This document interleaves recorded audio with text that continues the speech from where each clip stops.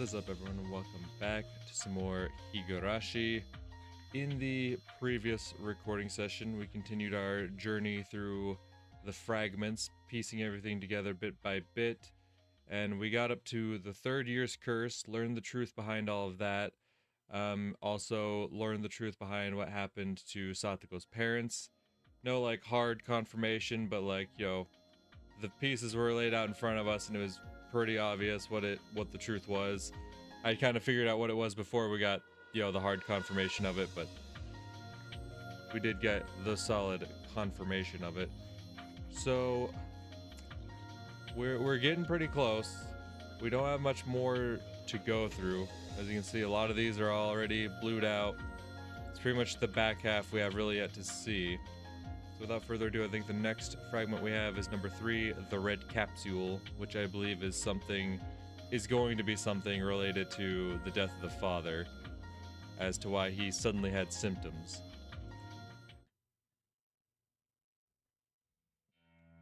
The strange medicine that I can hardly remember was a capsule.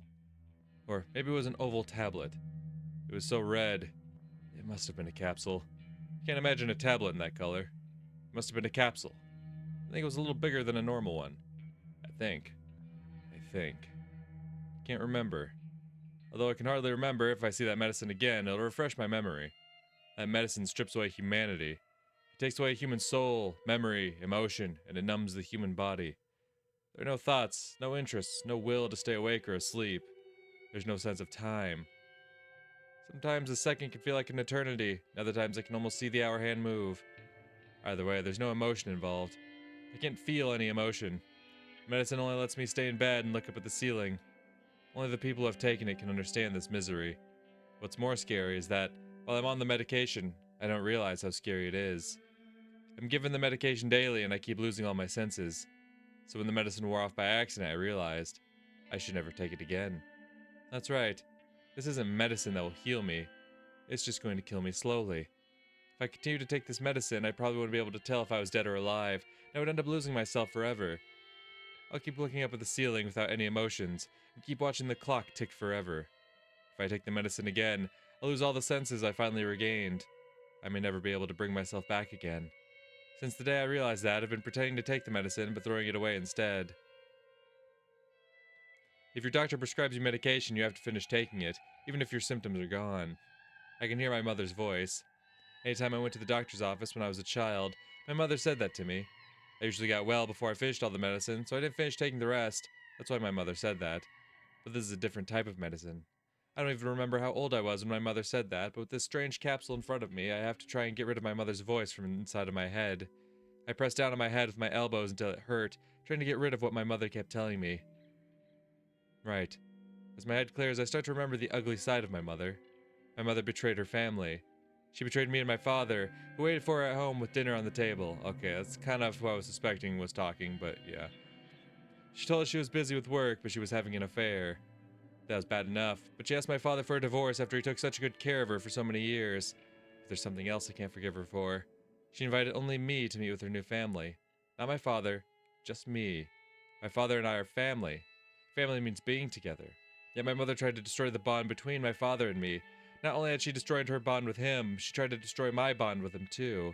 When I remember, it makes me feel angry and hateful, and I can't forgive her. The back of my eyes started to hurt, and I could feel the hatred on my face.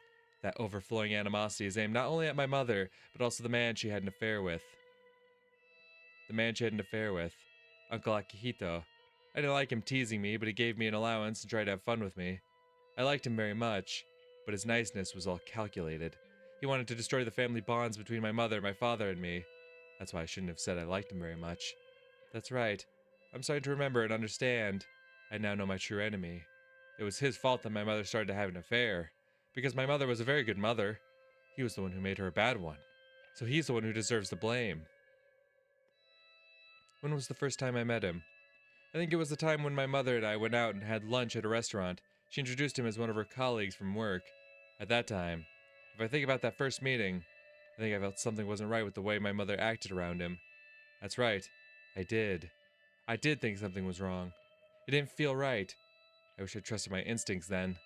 I was a fool to think he was a nice person just because he gave me a strawberry from his cake. It It was not my father's fault, because I bet he never met Uncle Akihito. But I have. I've met him many times, and there were a lot of chances to realize he was my enemy.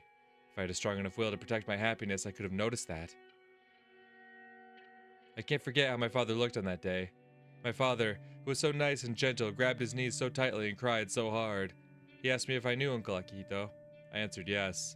Then he slapped me in the face. When he slapped me, I finally realized how stupid I was for being taken in by him. That's right. It was my fault. I destroyed the happiness I had hoped to last forever with my own hands. If I hadn't been that stupid, my father wouldn't have had to cry like that, and my mother would have stayed good. If I wasn't that stupid, it was my fault. I can't forgive my mother and Uncle Akihito. Even when I hate him this much, I still call him uncle, and I can't forgive myself for that. It was my fault. Everything was my fault. I was too stupid and foolish, and that's why this happened. I hate her. I'm sad. I'm frustrated. I can't stop being angry. If my mother ever came back to this house, I would rip her apart with my hands. But she never came back. My anger turned towards everything that my mother left in the house. I destroyed every relic my mother left behind, one after another. I threw and smashed everything. But that still didn't calm me down. Even after I turned the whole house upside down, I still couldn't calm my anger. Where does my anger gather? It starts from inside of me, goes through my arms to my fingertips, and spurts from my nails. Where else can it go? So my nails aim at my own body. My body's the filthiest, most disgusting thing of all. I'm the one to be blamed. No, I'm not to blame. My mother's most at fault. My mother's the most corrupt. My body and soul feel filthy. I wanted to stain myself black and slice the remaining flesh to pieces. And one day, I finally realized. There are tons of maggots in my blood. I am rotten. I am rotten from the inside. Come on, rot more. But it's indescribably itchy. It's itchy, itchy, itchy. I stabbed my thigh with a razor blade in the bathroom.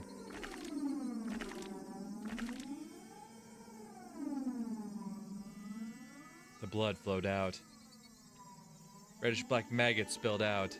I forced myself to open my blood vessels with my thumbs. The maggots spilled out. Squirm, squirm, squirm, squirm, squirm. So many maggots spilled out from my left thigh. There are probably just as many in my right thigh. Maybe my calves, too. My arms, abdomen, chest. No. How many maggots are there in my in the blood vessels in my neck? Strangely, although I've become rather insane, there's still a part of me that is calm. If I keep ripping myself apart like this, I'll end up dead. But everything is my fault, I'm the one to be blamed. Even if I blame my mother, the only way I can disgrace her is with my own body. Oh, I get it now. That's the best means for quelling my anger. I feel like I'm thinking incredibly rationally now. In order to forgive myself, I need someone else to blame. It has to be someone else's fault, but no such person exists. No matter how much I think about it or how I twist the logic, my own body is my only outlet to vent this anger. As long as there's no one else to blame, I'll be forced to rip open every blood vessel in my body. Just like no matter how much I scratch, it still itches. No matter how much I rip apart my own body, it's not enough. The blood is all over the bathroom, and I'm sure it makes for quite the gruesome scene. Although I'm trying to stay calm, I can't ignore the sharp pain that runs through my body. Maybe because I've lost so much blood, or maybe because I'm naked in the bathroom, I feel freezing cold. My whole body is throbbing. My heart is beating so fast. I'm cold and hot at the same time. I'm also sad, angry, and in pain. I want to find something that lets me forgive myself. Then, it came. It came in a heavenly light. It was mysterious and unreal, like something out of this world. It apologized. It kept apologizing. Why is it apologizing? You apologize when you're at fault. So this thing I just met for the first time was admitting to wronging me. That means I'm not at fault. It's at fault, not me. I dropped the razor blade. It fell into the puddle of blood. The pain is taking over my body. The pain of ripping apart my own body is taking over me. I've been telling myself this pain is the punishment for what I've done. But I'm not at fault.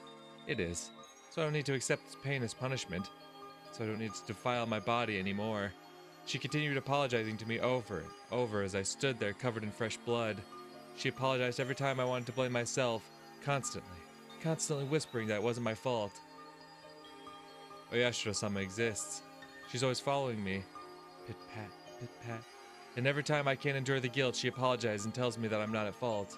Everything is caused by the curse of Oyashiro-sama. Things started to go wrong when I broke the rule that I wasn't supposed to leave Hinamizawa. I finally remember. When I moved from Hinamizawa, one of my neighbors gave me a charm. She said that if I left Hinamizawa, I'd be cursed, so I had to take the charm. That's right, she gave me a charm. It had some complicated writing on it, but I haven't seen it since I moved here. I may have lost it.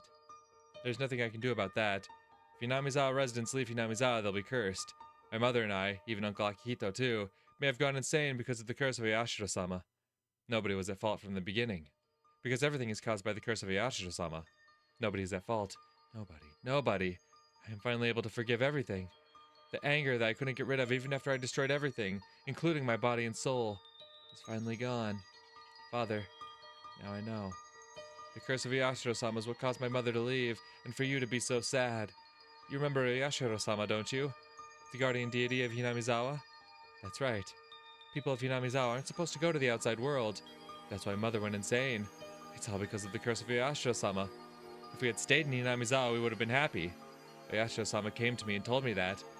Come to think of it, Yashiro-sama has been trying to tell me that for a long time. After Mother left, I didn't know why she left or how to express my anger. Yashiro-sama has kept following me ever since then to let me know that. She followed me everywhere, the sound of her footsteps echoing behind me. I pretended not to notice her. I was so stupid. I didn't hear her voice until I slashed my body all over. If only I had listened to Yashiro-sama's voice. I bet she started warning me Uncle Akihito came into my life. If the whole family had gone back to Hinamizawa, my mother wouldn't have had an affair. We would have been happy there. I bet Yashiro-sama has been trying to tell me that. That's right. She must have been trying to warn me. Ever since we left Hinamizawa. She was always with me. She followed me everywhere. I was stupid, trying to pretend I didn't notice. Everything was because of that stupidity. If I had noticed Yashiro-sama's voice, my family wouldn't have suffered from the curse. It's all my fault. Yashiro-sama is apologizing. She keeps apologizing, which means this is all her fault. So this isn't my fault, is it? Because this is the curse of Yashiro-sama, right? She's apologizing, saying, I'm sorry. Yashiro-sama is apologizing repeatedly. So I'm sorry too. I'm sorry. I'm sorry I didn't hear your voice. I'm sorry. We are from Hinamizawa, so we have to keep hearing your voice. Yashiro-sama definitely exists. Can't you hear, Father? Don't you see? Yashiro-sama's right there, apologizing, saying I'm sorry. I'm sorry too. Come on, Father. Let's apologize too. Mother, you don't have to apologize. You should die because of the curse. I hate you, Mother. I hate you. I hate myself for being your daughter. These maggots are your fault. They make me itch everywhere. I'm sorry. No, I don't want that medicine. My mother got it to kill me, so I don't want it. I won't take it. I told you I won't take it. Stop. This is a curse, so you can't fix it with medicine. It won't get rid of the maggots because this is a curse. Oh, I don't want to shut either. Stop. It hurts.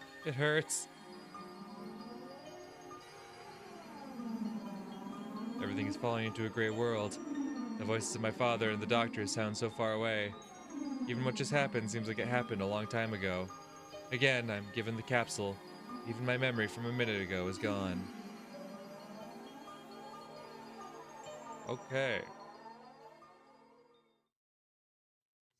I'm back in my bed, staring at the ceiling. And what I can see, the only thing that interests me is the hands on the clock. Tick-tock, tick-tock. I follow the minute hand as it goes around quickly, and the hour hand as it goes around slowly. I see other things too, but they keep going through the same motions, just like the hands on the clock. I'm sorry. It's my fault. I'm sorry. Yashiro-sama keeps apologizing. Tick-tock, tick-tock. I'm sorry. Tick-tock, tick-tock. I'm sorry. Repeating over and over, constantly, and nothing else. The chorus of Higurashi coming in through the window during the night seems louder than usual. Okay. So we jumped right into Reina's story. Since, like, the requirement of that one was the third year's curse, I was thinking that would be, shedding more of a light on how they got rid of, Rika's parents, but no, we got a deeper look into Reina. Okay, so we take fragment 3 off the list. That does give us our red capsule requirement. I don't think that gives me anything else. Well, maybe. There's the Potentially there's the forgiveness of Reina's sins. I could see that being what that was meant to be. The forgiveness of Reina Ryugyu's sins.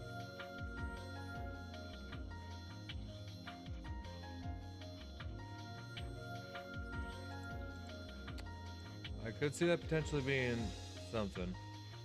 I'll mark it down, but I'll save that one for later. I won't immediately jump to that one. So I believe the next one on our list should be 22, which would be page 3.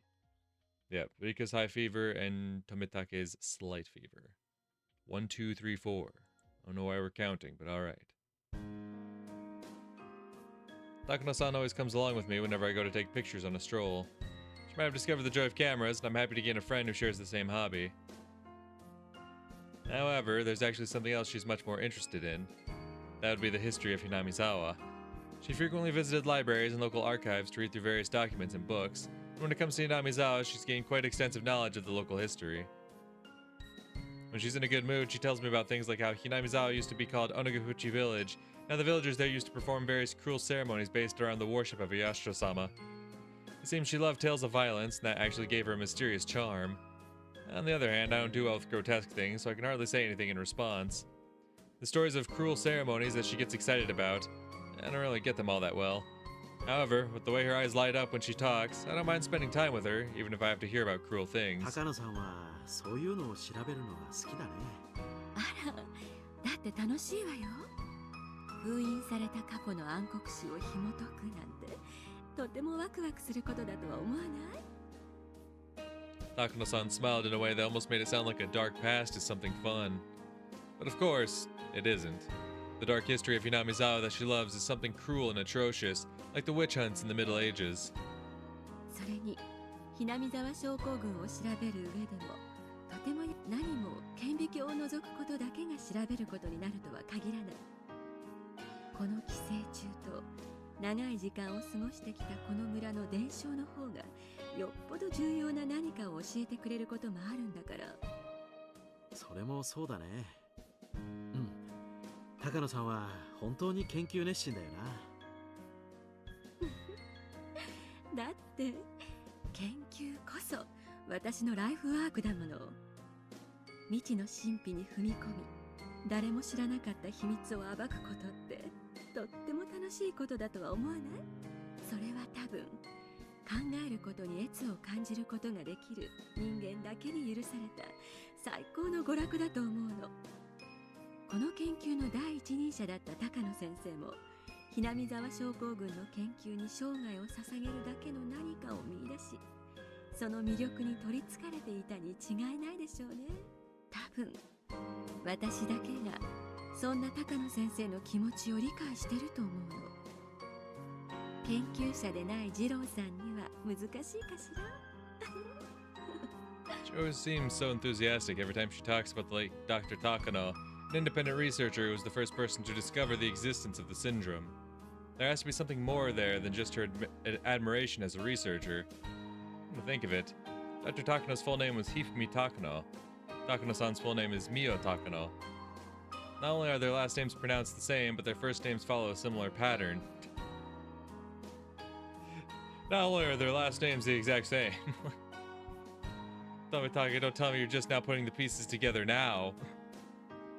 Like, ah yes, this woman, surnamed Takano, is carrying on the research of this other independent researcher, whose also surname was Takano. I'm sure there's nothing there. And only years later, he's like, wait a minute. They must be connected somehow. Hell yeah, dude. I don't know anything about Takano-san's personal history, but there's a good chance that her name is an alias. Oh. Oh, you already figured that out, did you? So it's very possible she chose a name to reflect the researcher she admires. なるほど。ひょっとして高野さんはだからミオという名前なのかい？いや、高野さんが尊敬しているその先生の名前が確か高野ひふみ、そして高野さんの名前がミオ。1、2、3の後を引き継いで3、4。彼が成し遂げられなかった研究を引き継いだからそういう名前なのかなって思ってね。それを誰かに聞いた？いや今僕が適当に考えただけなんだよ。別に誰かが言ってたわけじゃ。正解よ。鈍い二郎さんにしてはよくわかったね。I'm surprised you figured it out. You strike me as someone who's dumb. いや、高野さんがその高野先生をとても尊敬しているのは知ってたし、まるで自分が実の娘か孫で研究の正当な後継者だというような感じで言っていることがあったからね。なんとなくそんな気がしただけなんだよ。作家のペンネームだってほら、尊敬する作家のオマージュで名前をつけることもあるし、なら高野美代って名前もペンネームみたいなものなのかなって。そんなことはないわよ。高野美代は本名よ。もっとも高野の高は鳥の高じゃなくて高い低いの高が正しいけれど。え？じゃあ高野先生とは本当は同じ名字なのかい？そりゃますますびっくりだね。しかも Jesus 美代が Christ, 本 stomach 名 attack. 高野ひふみの研究を My God, what a coincidence. なんだか運命的偶然を感じるね。二郎さんたら運命的だなんて大げさな。別に運命でも何でもないのよ。え？ This is news to me. I heard Takano-san discovered documents about the Hinamizawa syndrome left by Dr. Takano after his death and decided to continue his research. I've never heard of them being related before. 祖父の研究を引き継ぐために予算をというと、まるで身内びいきのために予算を引っ張ろうとしているように見えて、印象が良くないというふうに助言をしてくれる人がいたの I で、 see. だから人前で高野先生が私の祖父だと話したのは。そうだったのかい。なるほどね。君がひなび沢症候群の研究に入江所長も驚くほどの情熱を見せる理由がちょっとだけ分かったよ。 I understand very clearly now. She really did inherit the work her grandfather wasn't able to complete. 祖父も医学的見地からだけでなく、古文書などの文献からもひなみ沢症候群を探っていたの。ひなみ沢症候群と何百年にもわたって共にあった村の文献を調べることは、何百倍もの倍率を持つ顕微鏡を除くより価値があり得るというのは、祖父が私に教えてくれたことなの。なるほどね。だとしたら自分の完成できなかった研究をこれだけ立派に引き継いでくれたおじいさんはきっと喜んでいるだろうね。こんなにそうだといいわね。 I said something Takano-san would normally tease me about, but she didn't. She nodded and smiled. There's no mistake. She's indeed the granddaughter of Dr. Takano. 祖父がひふみで1、2、3、私はみおで3よ。私は祖父を継ぎ、ようやく3を共に数えたに過ぎない。そして祖父の次の4を数え、私も祖父もまだ見ぬ5へ至らなければならない。それが私の使命であり、生まれてきた理由でもある。It is kind of funny that Mio is the one that brings the 4 to their count, because I'm pretty sure it's in Japan that, like, there's a way of saying 4 that's like, because there's different characters and ways of using for the number 4, and like one of them is like connected to death. That's why 4 is seen somewhat as like an unlucky number essentially. So the fact that she's the one who brings the 4 to the equation is kind of それでミオという名前なんだね。素敵な名前だと思うよ。ありがとう。私が孫だという話は内緒にしてほしいの。クライアントの人たちにも言っていないから。うん、分かったよ。これは僕と高野さんの秘密ということで。although it's only a small secret, it feels good to think that I'm the only one who knows about it. 私はようやく3を数えただけ。まだ4にすら至っていない。研究の道のりはまだまだ I mean- 険しく長いけれど Like I said, sure, you haven't reached that 4 yet, but believe me, you're gonna bring a hell of a lot of 4 to 南 this 沢 village, 症 that's 候 for 群の sure. 秘密を暴く。僕もそれを応援するよ。もともとそれが僕の役割だしね。もうそういう余計なことを言わなければ十分かっこいいのに。あ、するよ。君を応援する。二度言い直してもダメね。一回で言えなくちゃかっこよくはならないわね。We laughed cheerfully together. After we finished laughing, she became serious again and spoke as if to drive the point home. だから次郎さん、くれぐれも私が孫だって言わないよ。約束する。 Okay. So I was waiting specifically for that word, because I know that one of the requirements is Tometake's promise. So I'm like, this seems like, their little agreement to keep a secret, but I'm like, they haven't said that word yet. They haven't said that word. Okay. 孫だからいけないということはないけれど、クライアントがそれを知って不快に思ったら。そんなことはないと思うよ。第一、僕は喋らないしね。絶対よ。本当に私はこの研究のために命を踏みにじられた研究が世界を驚かす偉大なものであったことを証明し、土の下で朽ちる祖父をたたえさせ神に昇華させること、それだけが私の生きる理由であり目的なの。もしそれを邪魔するような不用意な。大丈夫だよ。ここで聞いた話は本当さ。いや、絶対に口外しない。僕は約束は絶対に言わない。絶対よ、次郎さん。 I sensed something frightening within her for a moment.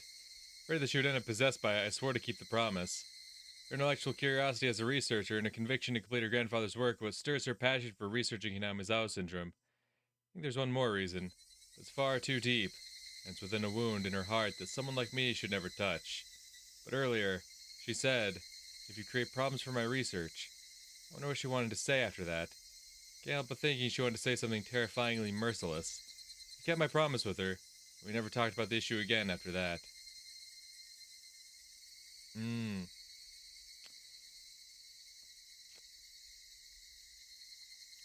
seems like, maybe Takano's coming down with the sickness herself, mayhaps. She seems a bit, paranoid. Anyway, there's Tomitake's promise. We can take off fragment 22.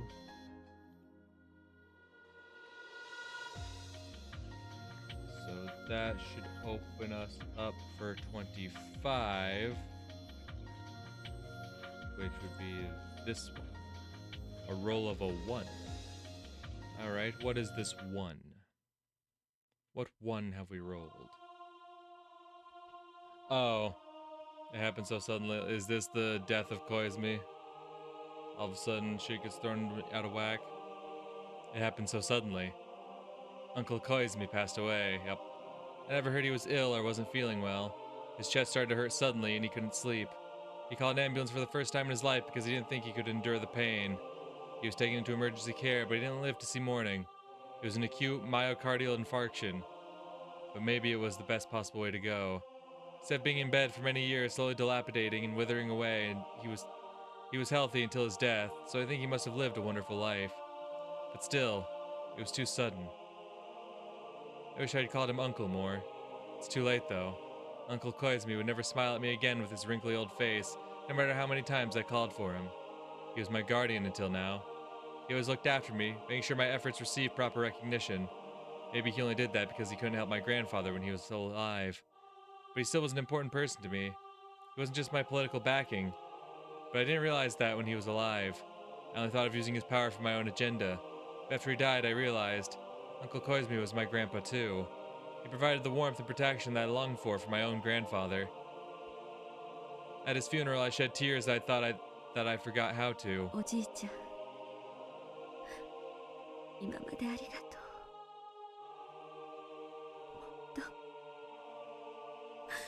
う。もっとおじいちゃん呼んであげればよかったね。 No matter how many times I called to him, he would never reply. What can I do for him at this point is... What I can do for him at this point is complete my research. I must accomplish my goal for his sake. When my grandfather's research is finally acknowledged, Uncle Koizumi's name will be known once again for being the sole supporter of his endeavor. I believe that's the best way to repay him for everything he has done.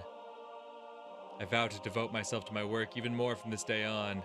But, unfortunately, hardships and sadness tend to come together. It was like the tailwind that blew steadily until today suddenly became a headwind. The wind shifted far too suddenly. So strong, so cold, so sad. どういうことなの、次郎さん。うん。小泉先生が入江機関設立の立役者だったのは高野さんも知ってるよね。何しろ医薬品業界で絶大な功績を挙げられた戦後日本復興の重鎮だからね。政財界に絶大な影響力を持たれていたし。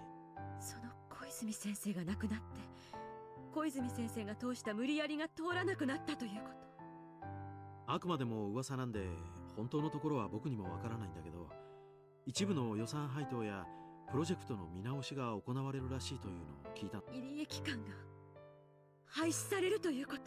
いや、入江機関を見直すというのは聞いたことないけど、ただ小泉先生の死後、長老たちの派閥や勢力、後継者争いがややこしくなっているって、もっぱすでにクライアントの人事にかなりの影響を与え始めてるらしいんだ。それで小泉派が主導していたプロジェクトや聖域予算に対し締め付けが行われるんじゃないかって。もちろんそれらは全て僕にとって雲の上の話だからね。伝え聞いた噂話でしかないんだけれど。Joe-san kept saying they were rumors, but that told me that the wind's direction has changed. Or maybe Jiro-san already knows everything and is simply trying to warn me about it. And then, at our next routine audit, Jiro-san made it clear with his own mouth. High-ranking government officials, who had never came here before, attended the routine audit along with Jiro-san. Just by seeing those faces, I could tell the turning point is approaching. ご存知の通り、アルファベットプロジェクトは戦後日本の国際的な地位向上を目的としたものです。ですが、すでに昭和も50年代に至り、西暦は21世紀を間近にしております。In this day and age, we must put the past behind us and start looking forward to a new world. He meant exactly what he said.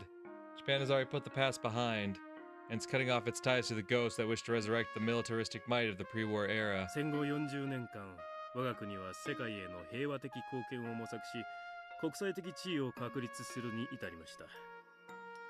日本は国際社会において重要なポジションを担う国家として成熟し、来世紀にはますますにその存在感を強めることでしょう。The Alphabet Project, the main sponsor of the IPLayVidya Institute, are a group of people who want to develop a weapon that would act as a deterrent to the nuclear weapons which Japan is forbidden to own. So they've come to the IPLayVidya Institute, one of its branch organizations, to tell us Japan has now renounced nuclear arms. So the IPLayVidya Institute will be facing a strong, cold headwind from now on. The roll of the die that came up with 1 on that stormy day has appeared. I won't let the result of a die affect me. The power of my will won't be beaten by some god's roll of the dice. よって現在時代に即した形になるようアルファベットプロジェクトの見直しを進めています。新生アルファベットプロジェクトは国際交流と経済発展の二軸からなる平和外交の見地から日本の地位向上を模索していくことになるでしょう。All the people who hold tremendous influence in the politics and economy of Japan were born before the war, so naturally they want to regain the glory of pre-war Japan. The very idea that we can win next time if we research the new bomb that defeated us itself is a specter of war. No, everyone already realized that. It was just that no one could speak out against the grandstanding elders they owed their gratitude towards. Soon the old will wither away and the new generation will take control. Uncle Koizumi was, in a way, the last remaining pillar for the old generation. His death is a chance for the new generation to step in. The things they couldn't argue openly are now being discussed. They've pointed out that, from the beginning, the Alphabet Project was created for the personal satisfaction of a small group of people, and it sucked money out of the treasury. And so, the new generation of politicians have taken over from the old. よってアルファベットに関わるすべてのプロジェクトで、これはもちろん入江機関も例外ではありません。どうかご了解をいただけますようよろしくお願いいたします。わかりました。私たちもスポンサーあっての研究です。どうかよろしくお願いいたします。Irie responded appropriately, but he's obviously bewildered. The best equipment and staff are being provided to the Irie Institute. In other words, our research requires a huge amount of money. For those with no interest in Hinamizawa syndrome, they probably won't be able to understand why that much money is being put into the research of disgusting parasites. If they're simply going to revise our budget, that would be fine. We're receiving more than enough money. That would naturally be adjusted. It hurts, but we can endure. That's what I thought.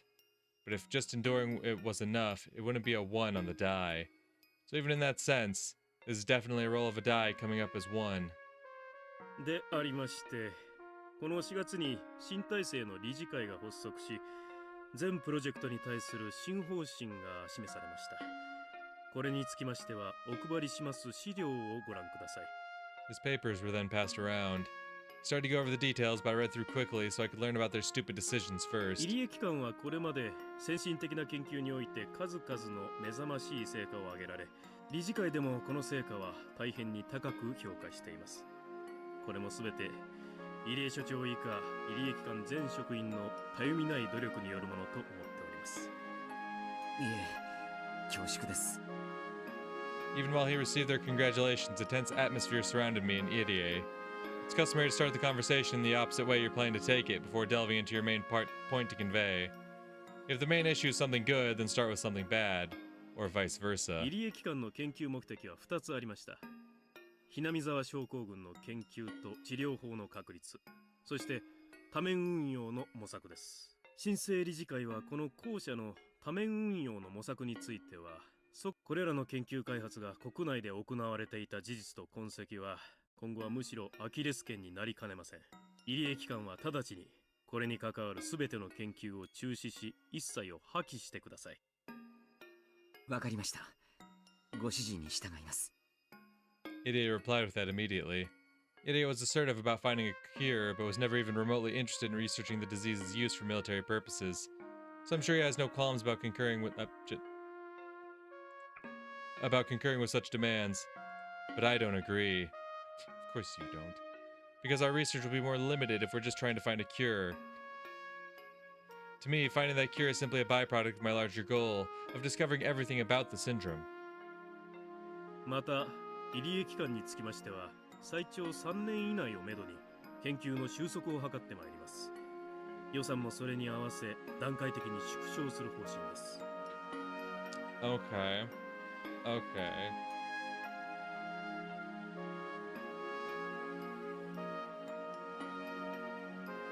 Wrap up within the next 3 years. So this is taking place in between the 3rd and 4th year courses. One sec, my brain has to brain real quick. That means technically they would have to close down like not quite after the 5th year, but I'm guessing after the 5th year they wouldn't have near enough budget to continue the research she wants or whatever.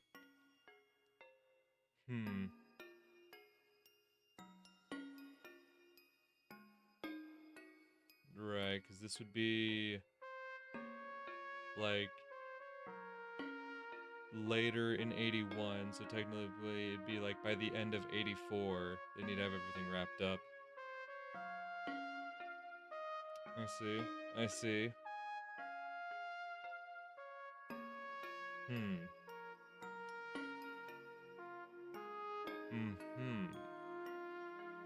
Go on. ちょっと待ってください。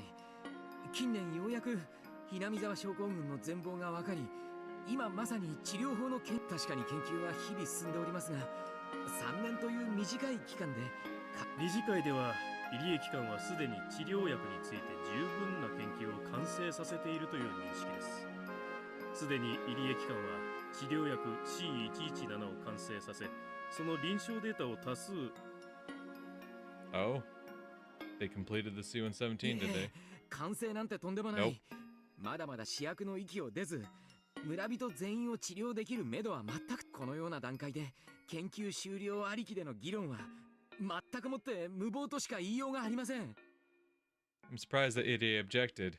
Thanks to him, I didn't have to say anything. But if Irie hadn't objected, I'm sure I would have shrieked in protest. それでは入江機関には現時点では感染者全員を治療しひなみ沢症候群を撲滅することは不可能だということですね。そうです。もちろん村人全員の治療とひなみ沢症候群の撲滅は将来的には不可能なことではありませんし、私もそれを最大の目標にしています。ただそれには十分な時間が必要で、そのためには無論予算も必要です。私たちは調べ、実践し、確立する仕事をしています。設計図に従ってものを作り、期間があれば必ず決まった成果が出せる仕事とは事情が違います。どうかそこを誤解なさらないようにしていただきたいです。I guess Irie speaks out when he needs to. And what he's saying is absolutely right. Research isn't something guaranteed to produce results with money and time. But I disagree with some of the things he said. He's objecting about the time and the money, but he's basically agreeing to limit our research only towards finding a cure for Hinamizawa syndrome. That won't do. We won't unravel any mysteries that way. At that rate, the discovery of the Hinamizawa syndrome won't be recognized as my grandfather's great achievement. なるほど。入江所長のおっしゃることもごもっともと思います。よってひなみ沢症候群という特殊現象が研究されていた痕跡とそもそも存在していた事実についても隠蔽すべきであると考えます。最終的にひなみ沢症候群が世間に知られることなく撲滅されるならば、そのための期間と予算は必要不可欠なものでしょう。Okay. それについては今後協議を重ねていくということでよろしいでしょうか。Interesting. I'm starting to see the building blocks of what leads Takano to snapping. Because he's saying we must forever hide the fact that research was conducted on this disease, as well as hide the existence of the disease altogether.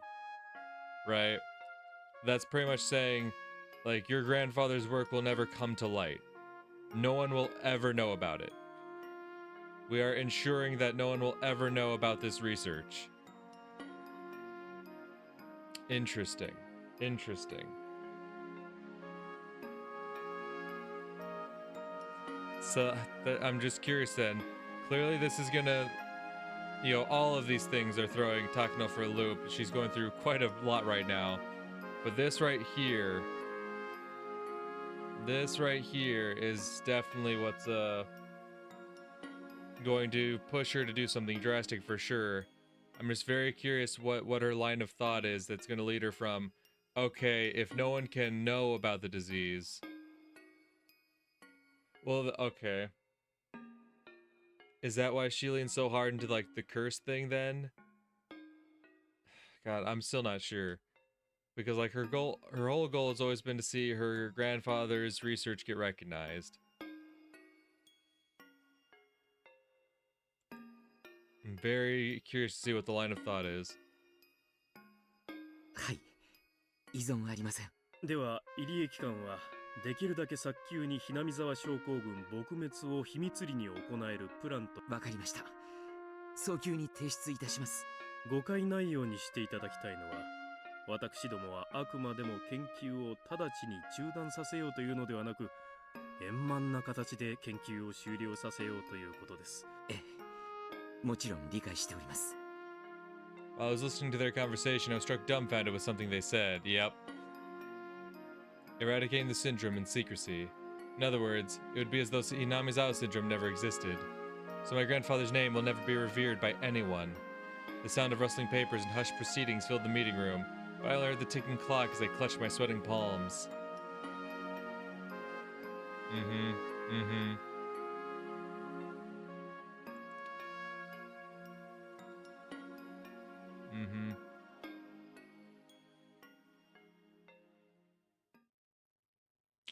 Interesting.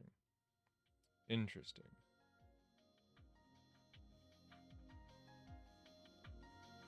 So then, does that mean they do find a cure? And, like, that's why I don't know. I'm still curious as to why Takano decides to sabotage everything.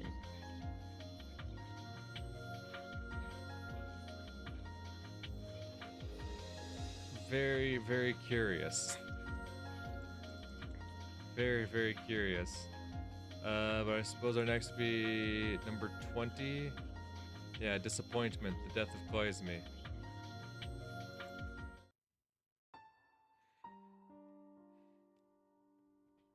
今日はこれくらいにしようか。気が乗らないみたいだからね。あら、そんなことはないのよ。そう見えたならごめんなさいね。Takano-san's been looking through the viewfinder, but I haven't seen her push the shutter at all. While she came along, I don't think she's in the mood for bird watching. Takano-san has been depressed ever since the announcement of the new policies at the board meeting the other day. That's understandable. The Idia Institute was created by her in the first place. It was created so that she can devote her life to researching Hinamizawa syndrome. For all that to be tossed aside while being asked to wrap up work within a few years, of course she's depressed. Besides, she can't even fully spend the rest of the time left on research. Their funding was being cut in stages, and by the end they'll barely be able to finish closing up, let alone research anything. I heard that she's the granddaughter of the late Dr. Takano. Her determination to finish her grandfather's research is what kept her going until today.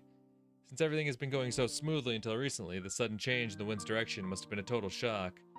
The shift in people pulling the strings must be pretty serious. The board of directors was completely changed out, and she heard that people and projects influenced by the Koizumi faction were being restructured to set an example. The wind's new direction seems likely to remain for a long time. It's highly unlikely that the Koizumi faction will come back into power, so no matter what we say, it's almost impossible to expect the same kind of support from them. もうどうにもならないのかしら。Takano-san muttered. Unfortunately, there isn't. There's nothing anybody can do. 最初理事会では即時研究を中止という話も出たんだ。それをなんとか納得させて数年間で段階的に終了というところまで勝ち取ってくれたんだよ。入江機関発足で僕たちを世話してくれた人たちがね。なるほど。一見最悪と思えるこの状況も、それでも陰で誰かが勝ち取った。それで勝ち取った期間がせいぜい3年なんだ。僕も一応努力はしたんだよ。高野さんが今日までに作った資料を理事会に説明し、とても重要な研究であることをアピールしたつもりなんだけど。それでも3年でおしまいなのね。Maybe Takano-san doesn't understand how hard I try to convince them. Because what she just said tells me the length of time left really doesn't matter to her. The important thing is that her research is being stopped. The fact is that I couldn't meet her expectations and made her feel disappointed. As a man, it kind of hurts. 僕にできることは、せめて研究が畳まれるまでの数年間、心残りがないよう研究できるだけの予算をつけるための根回しをしてあげることだけだ。ごめん、こんな程度のことしかできなくて。いいのよ。それが二郎さんにできる精一杯なのなら、それでとても嬉しいもの。Her words hurt me. I wish she'd chosen different ones, but I think that would be asking too much from someone so heartbroken. I must be understanding of her pain at a time like this. Besides, I know how close she was to the deceased Koizumi-sensei. She even called him uncle. To her, his death is not just the start of a coup or a change in direction. She lost a person who was always looking after her. No matter how hard she pushed herself to act villainous, she wasn't supposed to be a part of this world. She was just an ordinary woman. She was intrigued by Hinamizawa syndrome, and she had to find help from someone who had more power than her to be able to continue research on it. The dark side of the world she should have never gotten involved in, extended its hands out to her. She was left all by herself in that world, and now she's still trying to put on a brave face. I'm sure Takano-san thinks I'm unreliable. Realistically, I'm not the kind of person who can meet her expectations, nor do I have the power to. The least I can do for her is stay sincere and remain her ally until the very end. Since she had so much room to act, it's hard for her to determine what actions to take when she's cornered. I wanted to believe she wouldn't, but I'm concerned that she might do something drastic eventually. I hope I can be of help to her in that very final moment before she makes her move. But I can't even gain enough trust from her to do that. How pitiful and pathetic. Of course, part of it is, as a man, I want her to rely on me. But that's not really it. She's been abandoned in this world and is all alone, so someone has to be her ally. And if I'm the only one who knows about that, then being her ally is my job. I know her too well. So I know that she'll never ask for help. Even if she says it's unnecessary, someone has to be with her. I know that. I don't really think I'm suited for that job. I'm sure that there are many reliable people out there who are more appropriate for the position than me. But I can't let her be alone until that person appears. 高野さん、僕は全然頼りがいもないし。何突然。どうしたのジロー。それでも頼ってもらえたら。ありがとう。でも私、喋るだけでも心が軽くなるっていうのをあまり信じてないの。そうかい。ならいいんだ。僕はずっと味方だから、それだけは信じていてほしいな。もちろん信じてるわ。理事会をうまく説得できる方法があったら。僕なりにも努力してみるよ。Why is it? I know she's such a strong person and there's nothing someone like me can do for her. But somehow, I feel she needs help and support right now. She looks as tough as ever. But only I, who has been taking pictures of her all this time, can tell. A viewfinder, after all, is also a window to look into someone's heart. But if I say something like that, she'll tease me again, so I won't. Anyway, never thought she needed support more strongly than I do right now. Okay. That is... I think that's one of the requirements. This thing, there's a requirement that just says, she needs moral support. There's never a name given. The requirement simply states, she needs moral support.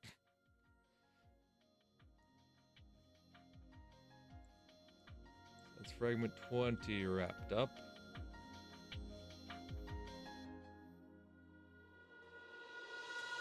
$25. I've already seen 25? Oh yeah, yeah, okay. That was the roll of 1, okay. Let me, I forgot to delete that one. 25 is wrapped up then.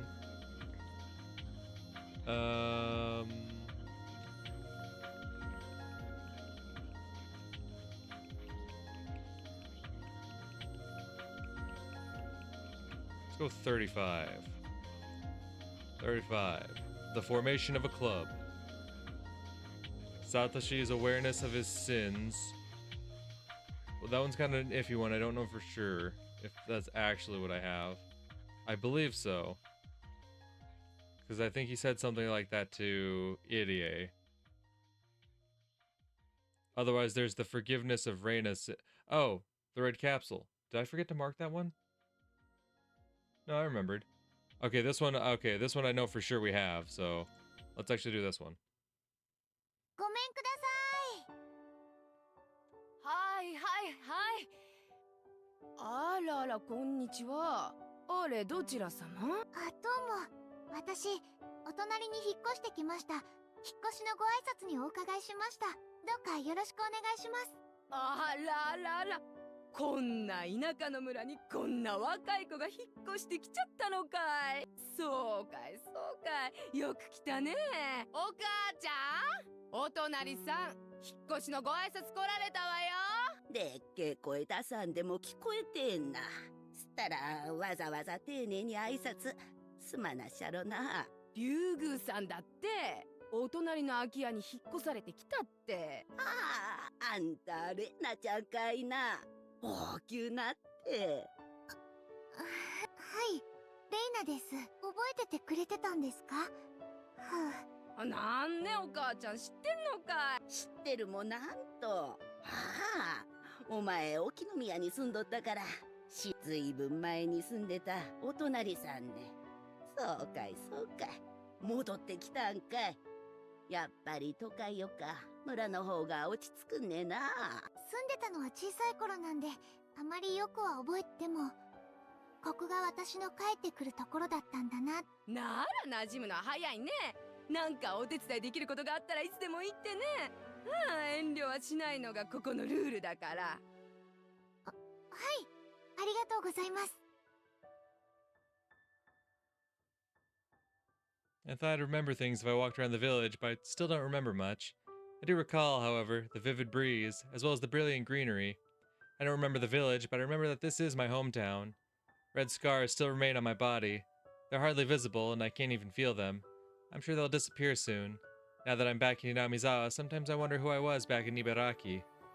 In fact, I think I wasn't myself from the moment I left.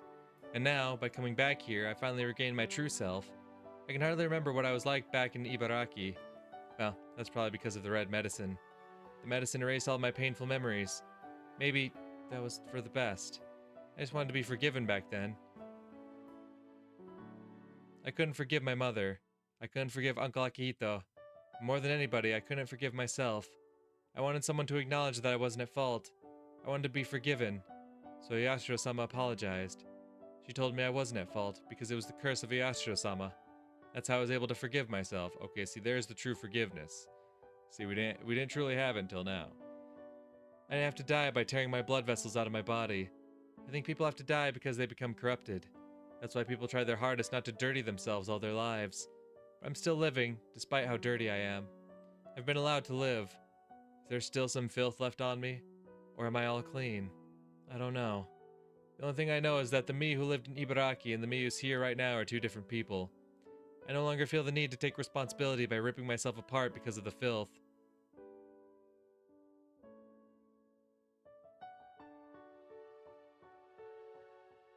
After arranging some furniture and unpacking some boxes, we finally had dinner. Although I hardly remembered Hinamizawa, my father remembers everything clearly. お父さんたちが南沢に住んでた頃にもあったんだけど、今は綿流しという行事がとても大きなお祭りになってるらしい。6月の終わり頃にあるらしいね。綿流し？お父さんも見たことないんでわからないんだけど、体についた汚れを綿に吸い取らせて沢に流す行事らしい。Absorb the filth. 汚れって流してしまえるものなんだね。そりゃそうだ。人間は罪深い生きてるだけで日々汚れが我が身に降り積もっていくものなんだそうだ。それを年に1回体をお掃除するように綿に吸い取ってもらって捨ててしまおうということらしいよ。People become burdened with filth and sin by doing something bad. Court sentences can settle your crimes legally, but that doesn't mean the burden of sin, of the filth, will just go away. In other words, human hands can't erase human filth in this human world. The filth is something humans can't get rid of, and that's why we need a god from a different world to do that. That's what I thought. But I'm surprised to learn about Watanagashi. Human hands erasing human filth in the human world, letting the cotton absorb the filth and drifting it down the stream. That means it's okay to live in this world. I tried to commit suicide because I couldn't forgive myself. Oyashiro-sama apologized to me and told me to come back to Hinamizawa. And now, here in Hinamizawa, there's this Watanagashi, a ceremony to get rid of filth. This isn't just a coincidence. Hinamizawa is a place to wash away your filth. It forgives sins. It is a place of forgiveness. そういうのをな、みそぎって言うんだ。言葉だけは聞いたことあるかな。日本文化というものは、汚れというものにものすごく厳格だろ。汚れを残したまま表舞台にとどまることを許さない。ほら、政治家や社長で汚職があるとすぐに辞職するのもそういうことだ。汚れた人は表舞台を去らなければならない。悪く言うと、汚れを誰か一人に押し付けて隕石させるわけだな。Sins and filth must be removed. That's why people push them onto someone else, and they should then try to get rid of the filth by sacrificing that person. But if that's the case, every time that filth is created, people will try to pass around responsibility for it. That's awfully hideous. It's almost like seeing demons in the human world. That's why they came up with the idea of letting the cotton absorb all the filth. By doing so, people can live without making someone else take on all the responsibility, sins, and filth. Putting everyone's sins onto someone and then killing that person makes that person a sacrifice. Who wants to be a sacrifice? That's why they desperately push their sins around. The purification ceremony is about replacing the human sacrifice with a non-human one. The purification ceremony dramatically changed Japanese culture. Before then, people always believed someone had to become a sacrifice. In other words, even with filth, everyone can live without blaming someone else. Filth can be forgiven by a method other than death. Only an existence higher than humans can forgive them. I was forgiven by Oyashiro-sama and came back to this place. To Watanagashi, the purification ceremony that exists here. Letting cotton absorb the filth and drifting it away. There's no need for a sacrifice. That's why I've been allowed to live. The filthy me has drifted away, so the me that remains is no longer Reina Ryugyu. If I'm not Reina, then who am I? If I'm without filth, without all the icky things, who am I? A name vaguely appeared in my head. My new name, that only removes one of the letters from Reina, but I think it's a cute name. All the icky things are erased and forgiven with the removal of that one letter. So my name is no longer Reina. My name is... Damn. What a cliffhanger. I'll never know.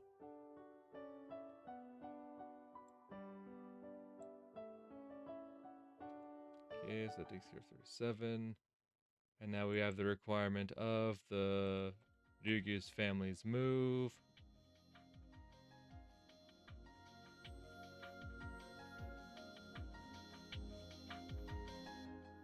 Which for sure opens up number 34.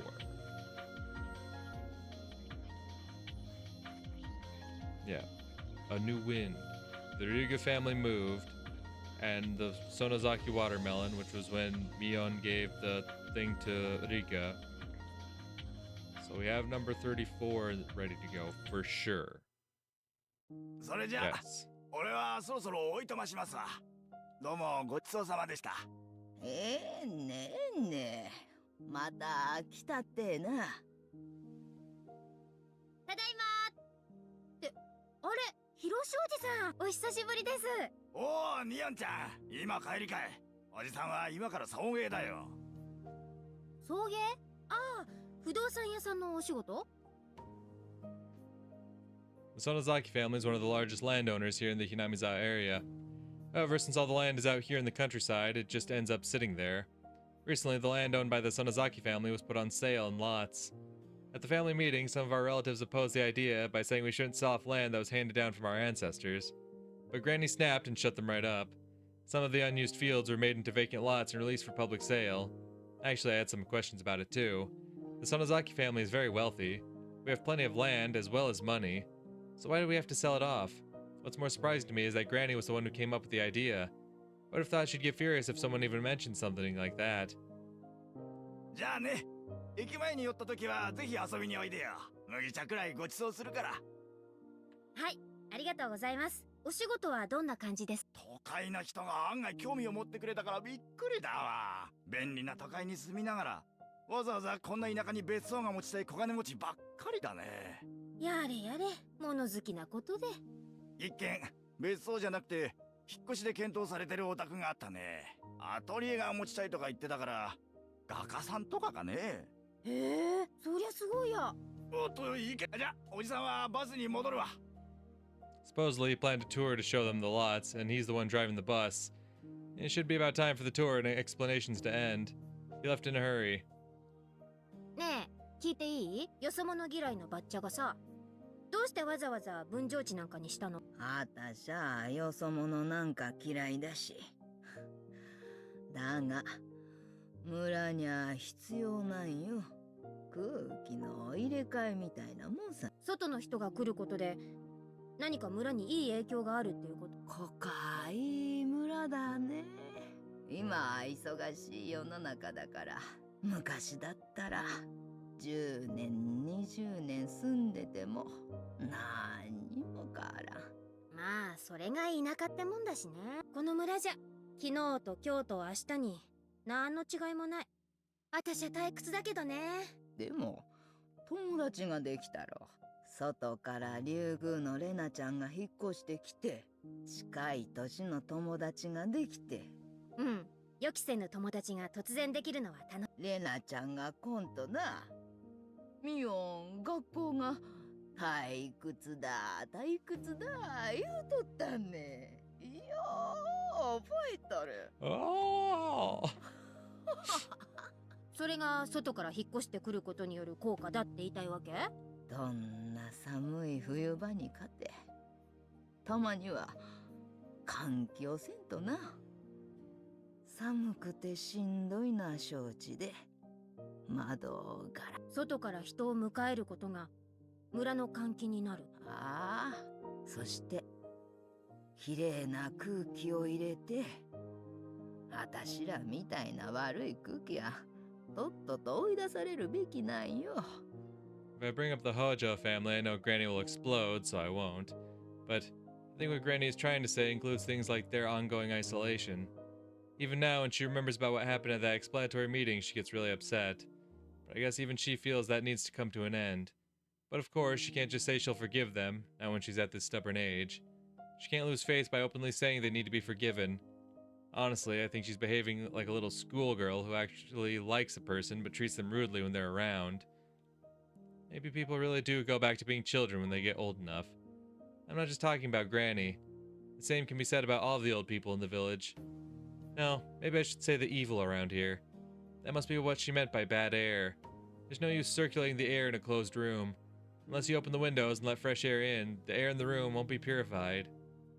実際に引っ越してくる人があるかはわからないけど、その人にそこまでを期待しちゃうのは気の毒じゃない？レナちゃんが一人転校してきても、誰が引っ越してきても、きっと願わくば。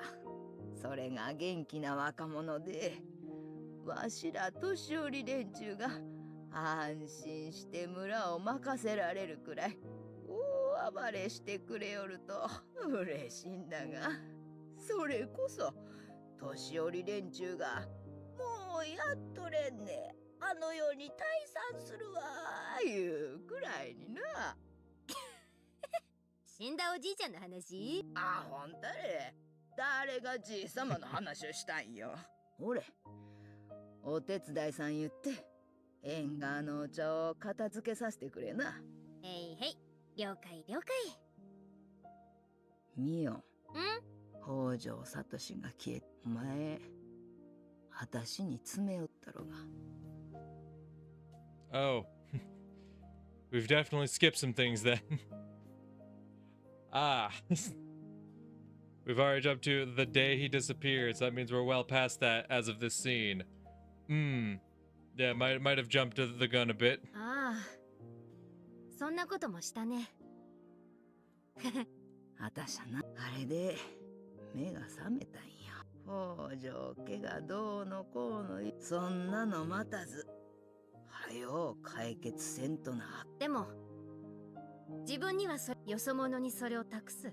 それがあたしにできる誠意。どんな悪い手札だって、次のドローでいい札が入る。それに期待して山から札を引くのも。新しい風は、ミオ、お前らの世代になる。そして、お前はうちからの風となって、混じり合いながら、村のよどみを吹き飛ばしてくれ。他力本願の極みだね。自分が火種を作ったくせに孫にその尻拭いをさせるとは。そうい、新しい風を、新しい。それが頼むわ、ミオン。あたしゃもう憎まれ役しかでけん。 The wind chime sounded quietly. Maybe that's a sign to let us know a cool breeze is on the way. Yeah, okay, so maybe I definitely do have the requirements to go back and see some of those other ones.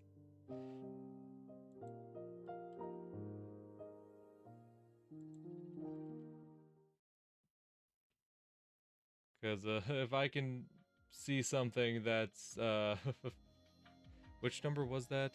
That was 34? Okay.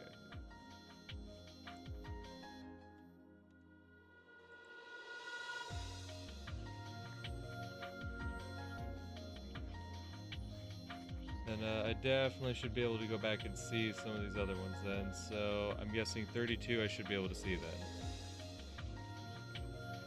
Footsteps in the 4th year. Okay, that would make sense.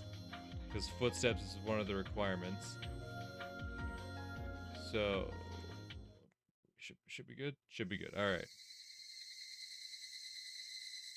My harsh and brutal days are still continuing without end. The situation between my aunt and Satoko remains the same. My aunt yells at Satoko for no reason every night. Although Satoko cries, she still talks back to her. So my aunt's yelling goes on and on forever. Satoko's crying goes on and on too. When Satoko sees me, she grabs onto me. She hides behind my back and tries to ignore my aunt's yelling. She always comes to seek my help. Satoko doesn't open up to anyone but me. So if I don't protect her, she'll be devastated. That security is something our parents didn't grant to Satoko. I have to be the one to provide it. But every day, day after day, every time Satoko cries, every day, day after day, Satoko grabbed onto me while crying yesterday. I patted her head, but along with pity, a different emotion came to me. I wanted to grasp her head and smash her against the wall. An unbelievably devilish and awful emotion. No. I can't think that. No, it's not that I can't think it. I just can't acknowledge that feeling. Since that day, there's been someone else inside of me. And someone is trying to eat me up from the inside and switch places with me. When Satoko begs for my help while crying, that person tries to make me spill out some awful and hateful words that are sure to damage Satoko forever. Leave me alone. Don't grab onto me. Go away. No. I can't. To prevent him from taking over my body, I clenched my stomach and drove him out. I managed to do that. But that wasn't it. That person is coming after me, trying to get back inside of me. I won't let such a scary thing get back inside of me. He knows there's no room to slip into my heart as long as I keep it held shut like this. So he stopped trying, and instead is following right behind me. He's waiting for me to let my guard down. When I walk, he walks right behind me. He's breathing down my neck. He follows me everywhere. When I lie down, he stares down at me. He's waiting for the right moment to jump back inside of me so he can hurt Satoko. It's been so hot lately. Maybe the heat is getting to me and that's why I think things like this. I'm the only family Satoko has, so I'll have to protect her from my aunt for the rest of my life. That's my eternal duty. The rest of my life? Forever? Do I really have to do that forever? Well, God, I would hope not. I mean, even if none of the curse shit happens, right? Now, there's no murder or anything, like, I'd hope by the time, y'all are adults, you can get the fuck out of that house. Granted, that would be a long time for Satoko, but, I'm just saying, forever, like, there definitely shouldn't have to be forever. If only Satoko. But I'm her only family. But it's because of my aunt. But it's because of the villagers, too. It's almost Watanagashi. Some irresponsible people are saying that the curse will once again fall upon Hinamizawa. They're also saying it'll fall upon me and Satoko for sure. Maybe it's just my imagination, but lately the villagers expecting it are giving me especially sharp looks. I feel like I'll be killed on the day of Watanagashi. Of course, there's no reason why I would be killed, and it's just my imagination.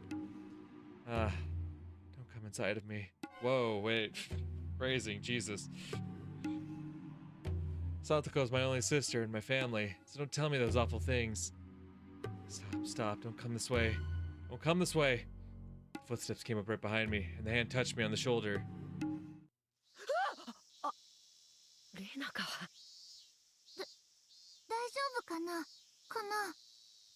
I must have been acting weird. Reina looked worried. Her name is Reina Ryugu. She just moved here and transferred to my school. Nobody remembers her, but supposedly she lived here in Hinamizawa a long time ago. In fact, she hardly remembers anything about Hinamizawa either.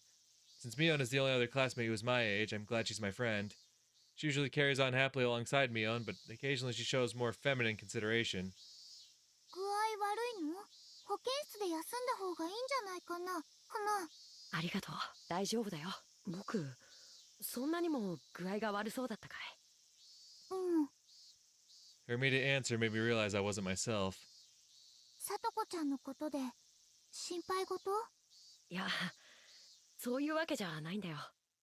She knows that my problem isn't physical, but a mental one.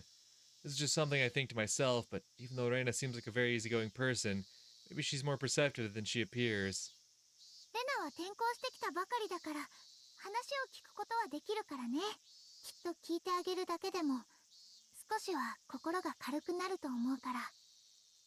Although she just transferred, she already knows quite a bit about me and my sister, and also about the situation with the villagers. But talking about it won't solve anything. Actually, if I talk about it, I feel like I'd be admitting to my weakness, which might give that person a chance to get inside of me again. さっき声をかけた。そんなにも考え事をしてるならきっと。はあ、それはなぜか最近誰かにひたひたペタペタだからそれかと思ってて僕は一体何を言ってるんだか。足音ついてくるの？え？私その足音知ってる。Mm-hmm. Mm-hmm.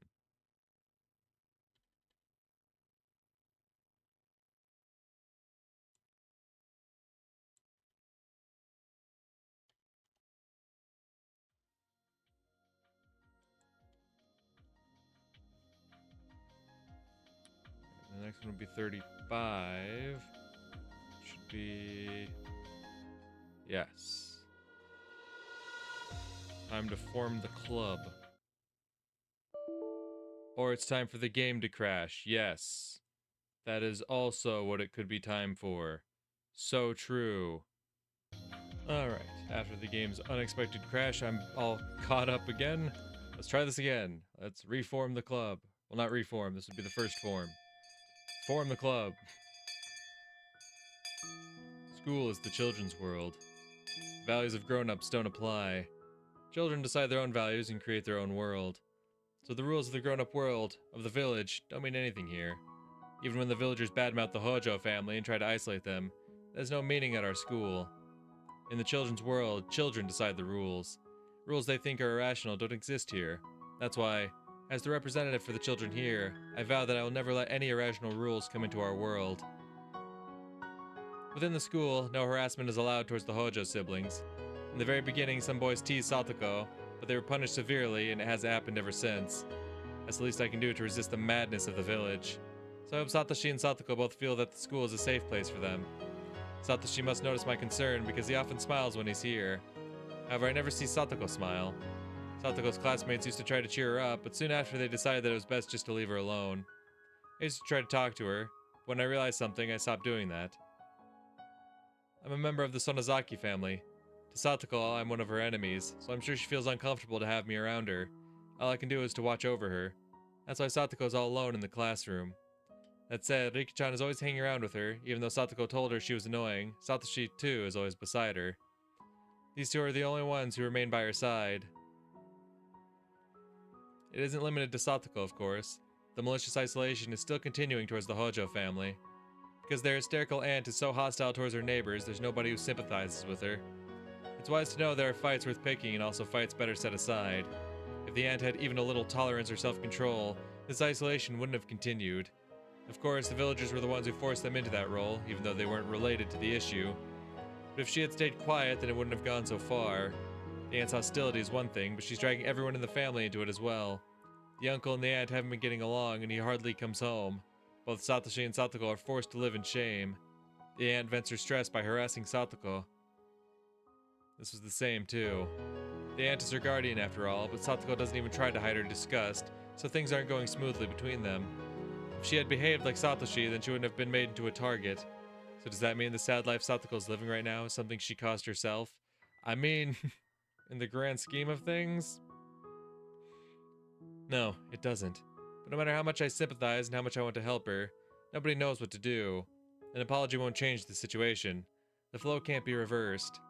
The fact that the Hojo family is ostracized by the entire village can't be changed. That's the horribleness lurking underneath our lives. The neighbors, the village, and the community. Once they become your enemies, the world can become so cruel. Japanese people have known that since ancient times, which is why we cultivated empathy and an obligation to show courtesy to one's neighbors. No matter who I blame, Satoko won't smile. So the only thing I can do is watch over her and make sure that she's safe when she's at school. ありがとうミオ。えごめん、何？貞子にいつも気を使ってくれてありがとうって。Satoshi kind of appears absent-minded, but he sometimes he says things if he can read your thoughts. I tried to deny it since it's out of character for me, but he smiled as if he could tell exactly what I was thinking. 貞子は笑顔の浮かべ方を学校にいるときは本当に少しだけ肩の力を抜ける時間を得られてる。それはきっと。おじさんが気を使えるのはせいぜいこの程度だしね。そんなことないよ。僕も感謝してるよ。よしてよ。感謝されることなんかないって。迷惑かけてるのは多分うちなんだしさ。そんなこと全然。I'm not good at reading people's subtle cues, but I know for sure what he just said is a lie. Satoshi knows that he and his family are being isolated because of the Sonozakis, and he's, of course, aware that I am a member of the Sonozaki family too. Satoshi is mature, and that's the only reason he doesn't take it out on me. If he had the same temper as his aunt, he would hate me bitterly. Knowing that, the least I can do is not get close to them. But I'm a meddlesome person, and when I see Satoko looking depressed or Satoshi forcing himself to smile, I have to do something. That might be even more troublesome to Satoshi and Satoko, though. 私、さとこの気持ちを全然理解してない。どうして？さとこが辛い思いをして、そこの娘の私がさとこの周りをうろちょろすることはそんなこと、ミオンはそれくらいがちょうどいいと思うけどな。何よそれ。私は無神経な方がぴったりだって言うの？そういう意味じゃないよ。その空気というのがサトコから笑顔を奪っているのなら、そんな空気なんか全然気にしない人じゃなきゃサトコに笑顔は戻せないって思ってる。うまいこと言ってるけど、さりげなくおじさんのことバカにしてるでしょ。ひどいな。バカにしてなんかいないよ。助けてほしいだけなんだ。僕一人の力じゃミオンみたいな力強い人の助けがいるんだよ。でも私園崎家のミオンだよ。私なんかが無神経なことやったらかえってサトコを傷つけるかも。その空気が、だからミオンもサトコを一人ぼっちにするのか。This is the first time Satoshi has asked me for something so aggressively. Satoko is a very important person to him. He's saying he needs my help to make her smile again. But still, no. Maybe he's right. What's going on between the Sonozaki family and the Hojo family is an issue among the grown-ups. We children don't need to care about that. The irrational rules of the grown-ups don't mean anything in our world.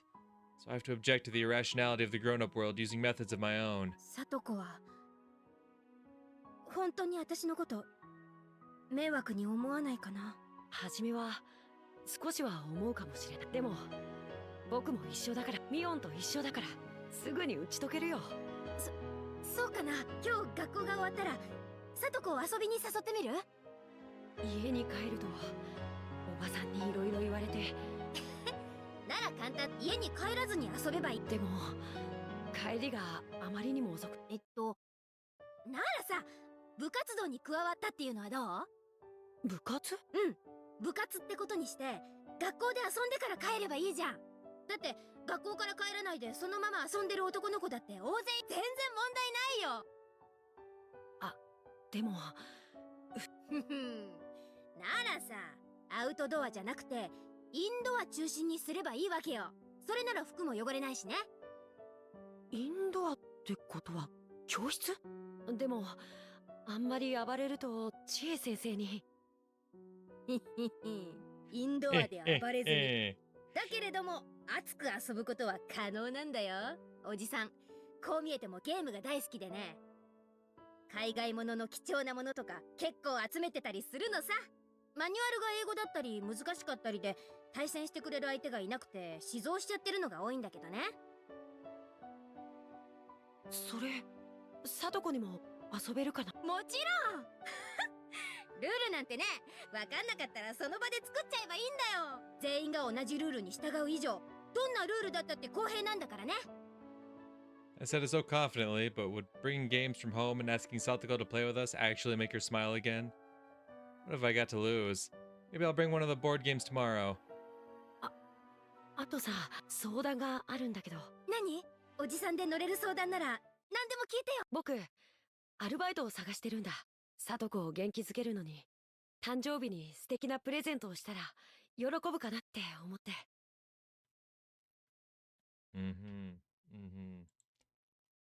So that opens that up.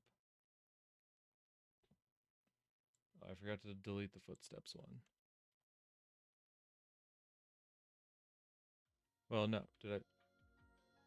No, I haven't seen the foot. I still have the requirement open because I just unlocked that with it. Yeah, okay. That was number 35, right? 5, so that'd be 30, yeah, 35. That's taken care of. That's taken care of. Let's try 31. A notice of leave of absence. His part-time job. And the footsteps. Obviously, we haven't seen him get the job, but the assumption is that he did get the job, so I'm assuming he has the job. Okay.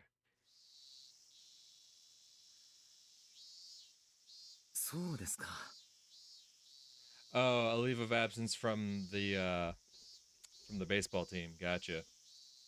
Say, yep, I'm leaving the baseball team. Working. いえいえ、届けなんていりません。サトシ君は我がひなみ沢ファイターズの席はちゃんと開けてあります。いつでも戻ってきていいんですからね。わかりません。当分は戻ってこれないと思うので、一度退部にしてもらった方がいいと思いまして。 Satoshi-kun says he wants to quit the Hinamizawa Fighters. I know very well of Satoshi-kun and Satoko-chan's situation, so I was expecting that he might say this. The relationship between Satoko-chan and her aunt has gotten worse, to the point that it can be considered abuse. When someone from the child consultation center came, of course her aunt behaved herself. Then immediately after, her harassment turned even more vicious. According to the neighbors, the aunt's scolding and Satoko-chan's crying can be heard nightly, and sometimes it goes on past midnight. Satoko-chan's weekly physical checkups results are slowly growing worse, and we're trying to keep her stable by increasing her medication. But unless her relationship with her aunt improves, she's sure to go terminal and sink into madness.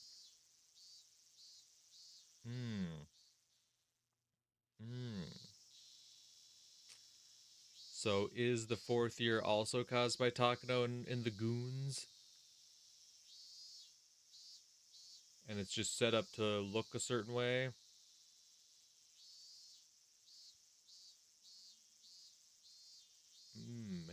Mayhaps. Although she isn't the type to become deranged, even at the terminal stage. She's the type who holds everything in, harboring her insanity inside. Just like she pushed her parents off the cliff 2 years ago, Satoko-chan may kill her aunt. Thanks to the mountain dogs, the incident was resolved as an accident. Oishi stepped aside, although he is still suspicious. If something like that happens again around Satoko-chan, he's sure to investigate her mercilessly. He can't do anything more about Satoko-chan's environment changing for worse, so I'm not surprised to hear that Satoshi-kun wants to quit the baseball team so he can be with his sister more. 実は僕、アルバイトを始めるんです。それで、あまり野球に出られなくて。アルバイト、何か買いたいものでもあるんですか？はい、もうすぐサトコの誕生日なんです。サトコが欲しがっているぬいぐるみがあるので、それをプレゼントしてやりたいと思いまして。 That's right. I remember the birth date on her insurance card. I think it's June 24th, right after the Watanagashi festival. そうですか。サトシ君は本当に妹思いのお兄さんですね。それはきっとサトコちゃんも喜んでくれるでしょう。喜んでくれると嬉しいです。 I can tell Satoshi-kun is also stressed out. To him, seeing Satoko-chan being harassed is the same thing as being harassed himself. His stress can be released through moderate exercise, such as with sports and also with plenty of rest. If Satoko-chan is being yelled at nightly, then it's easy to figure out that Satoshi-kun isn't getting enough sleep either. I don't know what kind of job he's starting, but I don't think he'll be able to vent his stress on it. In fact, I don't like the idea of Satoshi-kun taking a part-time job because he's already so worn out in every way. I asked him if he wanted me to help him pay for the present, but of course he declined the offer. It's a present from him, so he wants to earn the money himself. He's taking this part-time job only to earn enough money to buy Satoko-chan's present, so it'll be a temporary thing. If it's for a short period of time, maybe it won't be that bad. Well, I want to stop him from working because I don't want him to get even more stressed. Since he says Satoko-chan's birthday is near, I don't think I can stop him. Satoshi-kun is determined. If I say any more, I may lose his trust, so I'll have to accept his leave of absence. そうだ、バットを一本借りていってもいいですか？ Oh. I completely misunderstood his words. Later I found out he carried around that bat to protect himself, and realized that even then, he was already showing some dangerous symptoms. He believed there would be a 4th mysterious death this year, and that he would be the victim. He became obsessed with the idea that someone was after his life. as a symptom of Hinamizawa syndrome's terminal stage. But although I was involved so deeply with the syndrome, I was careless. バットですか？はて、何に使うんですか？ Satoshi-kun had his own bat, so he should have asked if he could take it home, but instead he asked if he could borrow it. When I think about it now, he said it that way to lighten his guilty conscience. How could I have known then?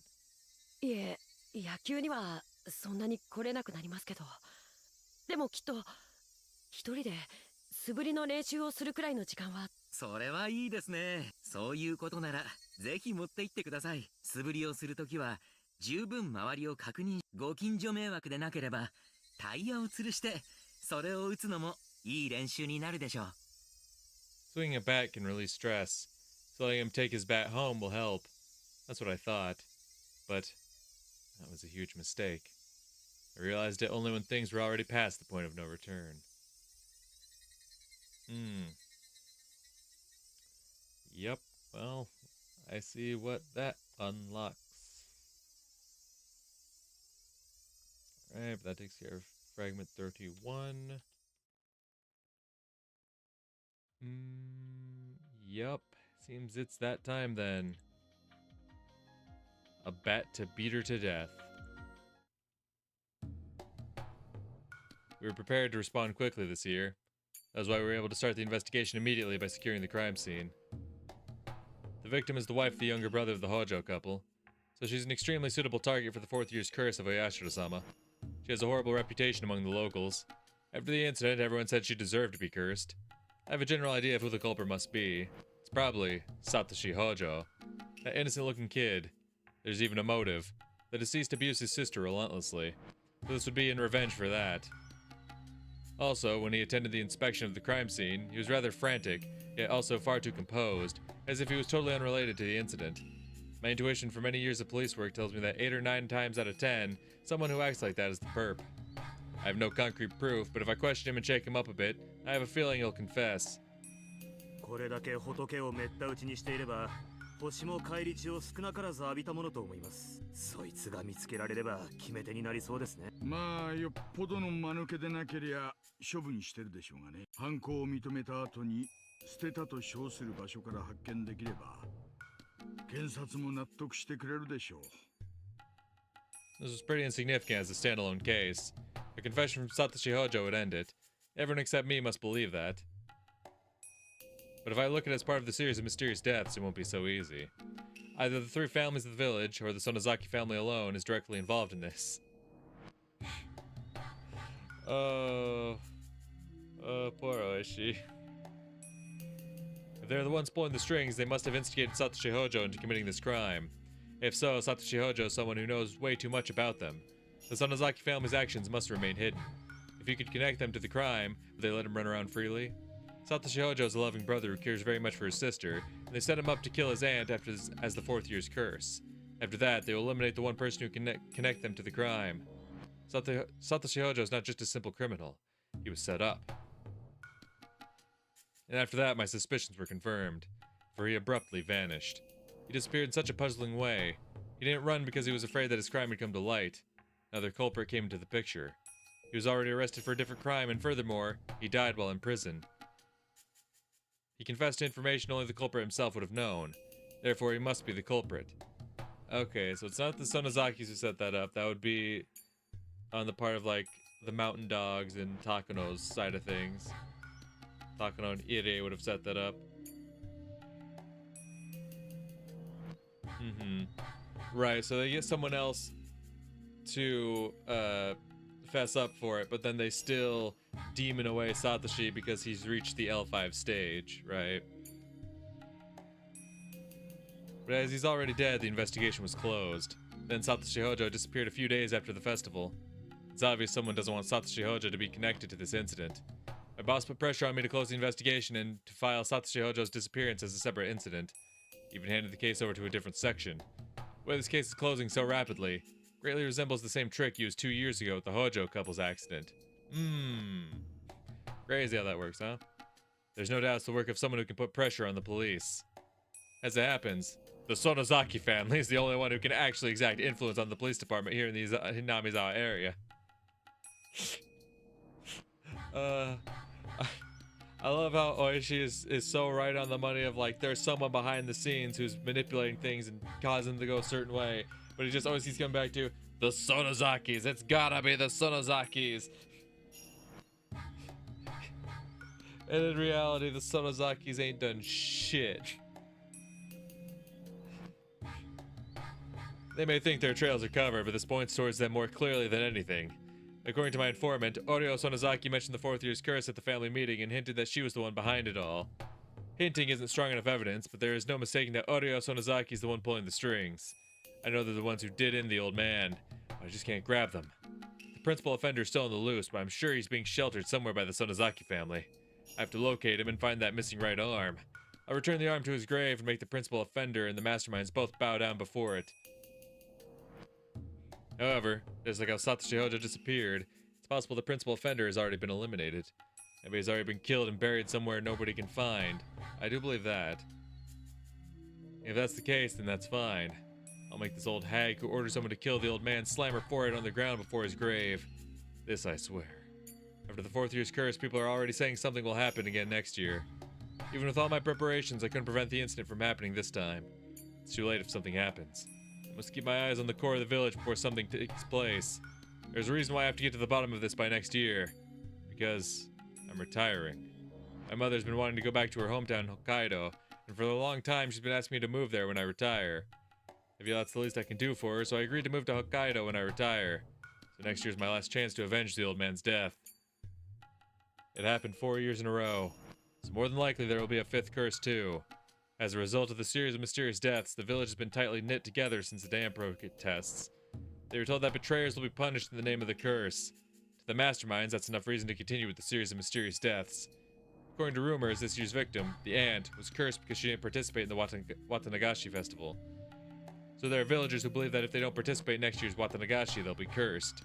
There'll be a huge festival next year for sure. Something will happen. The series of mysterious deaths in Yanamizawa, also known as the Curse of Yashiro-sama. I will avenge the old man. I definitely will. Okay.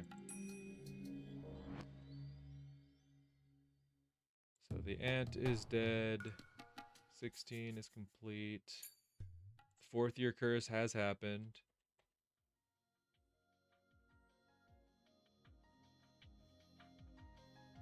Alright, so let's go back to page 1. The death of the ant. Fourth sacrifice. The village was in an uproar, because the fourth mysterious death in a row, which everyone believed would happen, actually did. Satoko-chan's aunt was killed. All the villagers feel rather satisfied about this incident, saying the curse finally fell on her for being a local troublemaker. But I know the truth. When I saw the beaten-up body at the crime scene, I knew Satoshi-kun was responsible for it.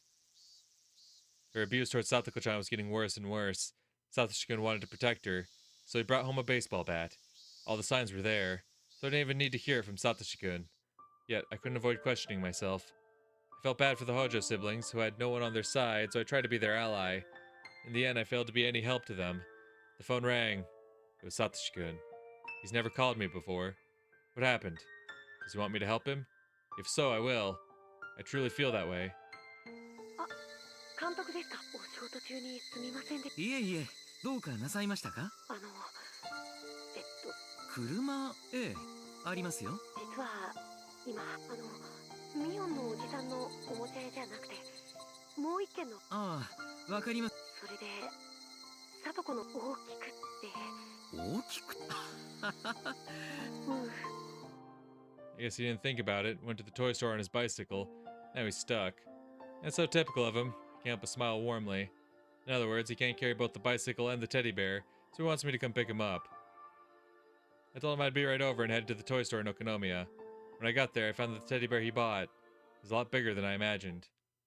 これは? Okay, so he did buy the teddy bear.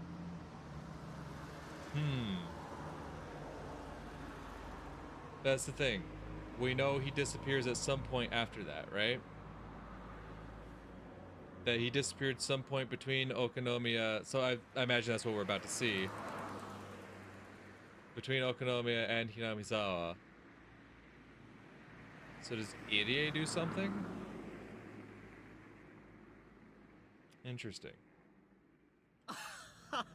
確かにこれじゃ自転車は無理でしょう。 The teddy bear is so big that Satoshi-kun can hardly wrap his arms around it. If he puts it on his lap in the passenger seat, he won't be able to see anything. We loaded the bicycle in the back seat and stuffed the teddy bear in the trunk. しかしこれだけの大きなぬいぐるみともなると、ええ、まあそこそこね。 At first I thought he was sweating because of the heat. He was acting oddly, as if he has a high fever and his consciousness is coming and going. どうしましたか？具合でも悪いんですか？多分、いえ、風邪です。それはよく診療所に寄っていきませんか？具合を見てあげましょう。ありがとうございます。 When he called earlier, he didn't sound this way. Did he become ill all of a sudden? どうぞ。リクライニングは冷房が強す。大丈夫ですか？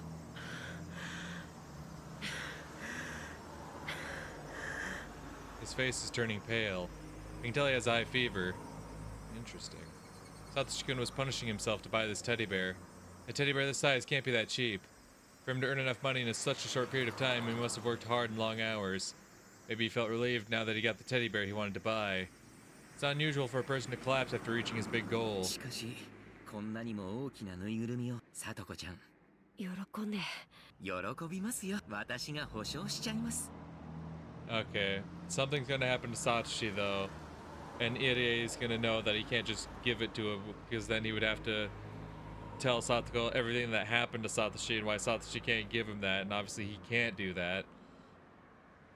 もうおじさんも帰ってこ。もうこれでさとこ。そうですね。もうさとこちゃんをいじめる日だから。おばさんは死んだんです。はい、確かに検視には間違いありませんよ。だからもう二度と。本当におばさんがはい、間違いなく。じゃあたまに通りすがる He's having お the ばさんにそっ delusions. くりな人がいても、おばさんが実は生きてて。ええ、そんなことはありえません。 二度と私たちの前に現れることはありませんよ。じゃああの人、あれもよく似てるですよね。 Satoshi-kun pointed at the oncoming car in fear. Of course, the car passed by so quickly that I couldn't see her face. But no matter how much she looks like her, it's impossible for her to be alive. ほら、あの人も。何そ、だって。落ち着いてください。おばさんは完全に死にました。だからどんなに似ていても似てる。いや、違う。あんなに殺したのに、あんなに殴ったのに、なんで I can only try to stay calm and drive. Satoshi-kun is losing his cool. He's delusional. He's seeing his aunt coming back from the dead. Then I finally realize Satoshi-kun is displaying symptoms of the terminal stage. You just now realize that? I need to examine him once I get to the clinic. It's different from Satoko-chan's case. We already have the cure. We can treat Satoshi-kun. If I talk to the mountain dogs, they'll take care of the murder of his aunt. So I can both save him from going terminal and give him back his peaceful days with Satoko-chan. He was deranged until just a minute ago, but now he's gone quiet. He didn't fall asleep. I must get to the clinic while Satoshi-kun remains in this calm state. There's no guarantee that he won't attack me while I'm driving. As if he knows what is going through my mind, Satoshi-kun spoke to me quietly. 監督、これってやっぱりお社様のたたりなんかありま。どうか気を強く持ってください。さとこ、ごめん。ぬいぐるみを買う直前まで。だからそんな僕をお社様は許さなかったんだ。僕は兄失格なんだ。無理に喋らなくてまぶたを閉じてすぐに診療所に着きますか。そうしたら具合のすぐよ。僕の血の中にも Oh. かゆい。書かないで。喉をかいてはいけません。 We arrived at the back door to the clinic. I slammed the brakes to stop the car. Satoshi-kun has already started to claw at his throat. I can't stop him by myself and asked for some help through the intercom. Some staff members came out immediately. Maybe Satoshi-kun was surprised to see so many people at once because he started to resist. I don't even need to run tests. He's at L5. He's reached the terminal stage and his thoughts must be filled with delusions. Maybe he thinks that the staff members want to kill him. Staff members pinned his arms and legs down and gave him a shot to put him to sleep. 監督大丈夫ですよすぐに治療しますから監督里子お願い Please take care of Satoko. After saying those words, he fell unconscious. あらあら騒がしいと思う。サトシ君が彼の日頃のストレスを考えればいやぬいぐるみを買うまでなんだか毎年綿流しになる。これもお社様。 I have time to listen to her nonsense. Damn. Damn.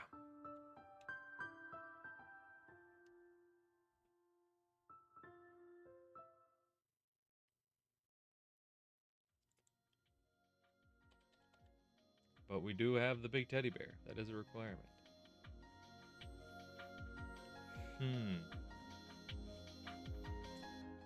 Curious then. Very curious. Because clearly... Very curious what his final outcome was. Because clearly he didn't, like, make it. Right?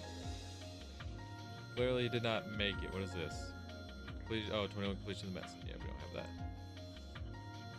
Yeah, the 4th year curse, the Ryuga family move. Number 33, this should be what we're looking for.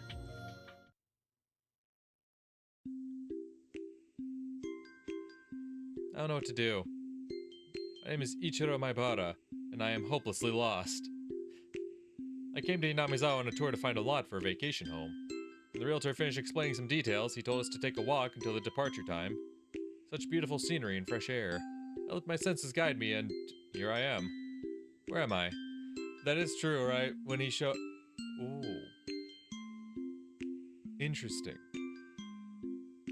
Because I just realized from, like, the little thumbnail we saw of this fragment, he said when he was touring the lots, right? When he was talking to Keiichi, he encountered 2 young girls. And from the thumbnail, we saw both Rika and Hanyu. Interesting. So did the father happen to see Hanyu? That'd be a very interesting twist. I still have a little time before the departure, but I'm completely lost.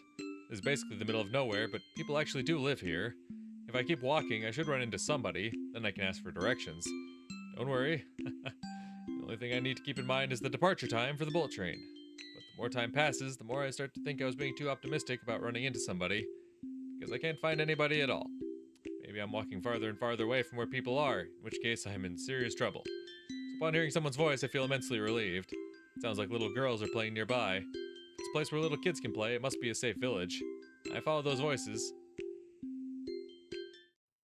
Upon rounding the wild, pompous grass, I see a beautiful field. 2 girls are playing there. They're dancing in the field filled with blooming wildflowers. What I'm seeing is more beautiful than all of the great works of art I've ever seen put together. Maybe I'm exaggerating, but this looks holier than any religious painting. Why is it that seeing innocent girls dance around like this makes people feel this way? And it's probably because we're sinners. You can't live with pleasure and glory alone. We sin, even as we live. That's why we feel awed by the sight of innocence. It reminds us of the time when we were pure. We grow up naturally. We lose innocence as we do. We admire and adore the children who symbolize that which we've lost. みーとかなんとか小難しいことを言いながら変な不審者がはあリカあれは不審者ではありませんのです Sorry. I'm not suspicious. とか言いながら僕のお胸やお足から目が離せないのですみぱNo, I'm not. Don't turn me in. I really wasn't staring. I was using this mirror to fix my hair. 何言ってるかわかんないのですがとっても面白いことを言っている気がしますのですなんというか血は争えないという気がしますです The girls teased me for a while, and when they got tired of doing that, they went back to dancing around. Realizing that whatever I said would backfire, I decided to leave them alone and sat down to watch them play. Wonder how old they are. They seem rather young, but maybe they could be close to Keiichi's age. If we move here, Keiichi might meet them at school. If he would see them at school, then they were girls that lived here. If all the children in Hinamizawa are like them, then even if living a rural life may have some challenges, there's a good reason for us to move here. We're not very good parents. We didn't understand what Keiichi was going through and left him alone until the very end. According to the parenting book I bought, the first few problems or calls for help.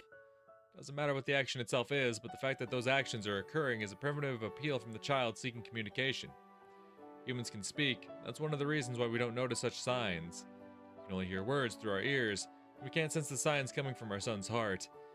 Keiichi probably thinks it's all his fault. Of course, he's not absent of blame.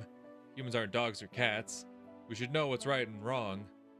But it's our fault too, as his parents. To let him think that he had to go through that far for us to be able to understand him is really pathetic and disappointing of us. If we had understood him and hadn't cornered him, Keiichi wouldn't have done that. So the incidents weren't only Keiichi's fault. Everyone in the Maibara family was to blame. I want to explain that to him, but he's still too young and hot-headed to be able to understand. Right now, the guilt he's feeling is basically crushing him under its weight. He doesn't even have the will to live. My wife is the same. She's blaming herself for forcing him to study for better grades. She thinks that's why the incidents took place. And I'm no different. I'm blaming myself for not being involved in my son's education. I think that's why the incidents took place. The cross will forever be on our shoulders, even after the injured child accepts our apologies. Yet our cold society would tell us to die under the weight of that cross. Even so, we have to live. We have to accept our sins and carry our burdens on our shoulders. Maybe we can start a new life here in this village. I thought about all that as I watched the girls dance. Keiichi needs friends like them. Friends like those girls will offer him so much more than the friends who only talked about cram schools and exam results. The girls are playing near a sign that doesn't fit into this open field. It's a sign about lots for sale, and the name of the realtor who brought me here for this tour is written on it. Does that mean we can live even in this beautiful area if we want to? One of the girls spoke as if reading my mind. ここはいい村なのですよ。きっと都会にはなかったものがあるのです。 Yeah, that's right. I think so too. でもこの村にないものをきっと都会のあなたが持ってきてくれる気がするのです。 Do we have anything? ありますのです。僕たちはこの村で何百年間もこうしています。そこには誰も訪れず、何も起こりませんです。だから何も起きないし、何も変えられない。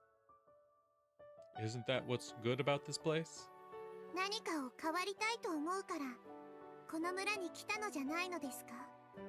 Yeah, you're right about that. 僕たちも新しい人を迎えたい。それは例えるなら水の流れ出ぬ沼の堰を破るようなもの。水は出入りがあるからこそ清水となる。確かにこの村は明治のついこの間まで沼の名前がついた村でしたのです。でもそれが変わり、ひなみ沢という地名に変わりましたのです。沼の水は流れずよどむ。でも沢の水はよどまない。それにね、あなたたちが教えてくれ、堰は破れるものだ、破るものだってね。 Are they playing riddles with me?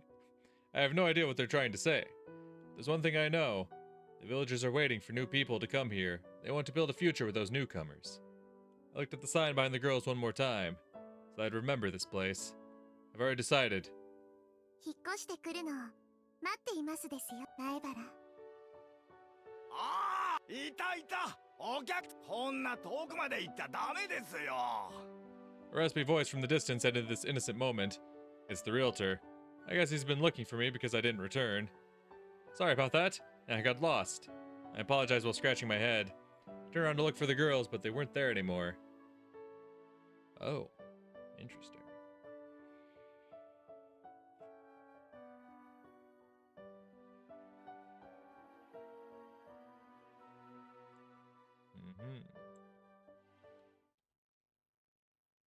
So that unlocks 36, which is Keiichi entering the picture.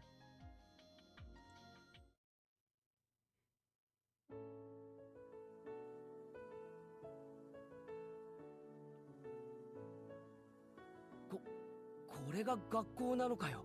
すげえな。さすが田舎だな。Keiichi, don't say stuff like that. The people in this area love coming here. That was my first impression of the Hinamizawa branch school. No matter how I look at it, it doesn't look like a school at all. It even has a sign that says Hinamizawa Forestry Service. まあ確かに我が校は営林署さんの敷地をお借りしておりますからの Said the man they called the principal as he laughed heartily. 学び屋は違っても学校であることは同じです。前原くんがこれまで通われていた学校とはいろいろルールが違うと思いますが。はい。 I heard all the grades are put into the same classroom at this school. I didn't believe it, but I think it's really true. They're all younger than I am, so I guess it'll be like kindergarten. It'll be interesting compared to my previous school where everyone looked the same age. 前原くんが転校してきたら男子の中では最年長になると思いですので、自分の勉強だけでなく下級生たちの模範になるよう下級生は上級生の悪い癖をすぐに真似します。先生もそこは厳しく注意していますから、前原くんも下級生に悪い影響を与えないよう。わかりました。努力します。Keiichi, what she means is that textbooks aren't the only things you learn from. As a member of the class, and also as an older student, you have to be a good example.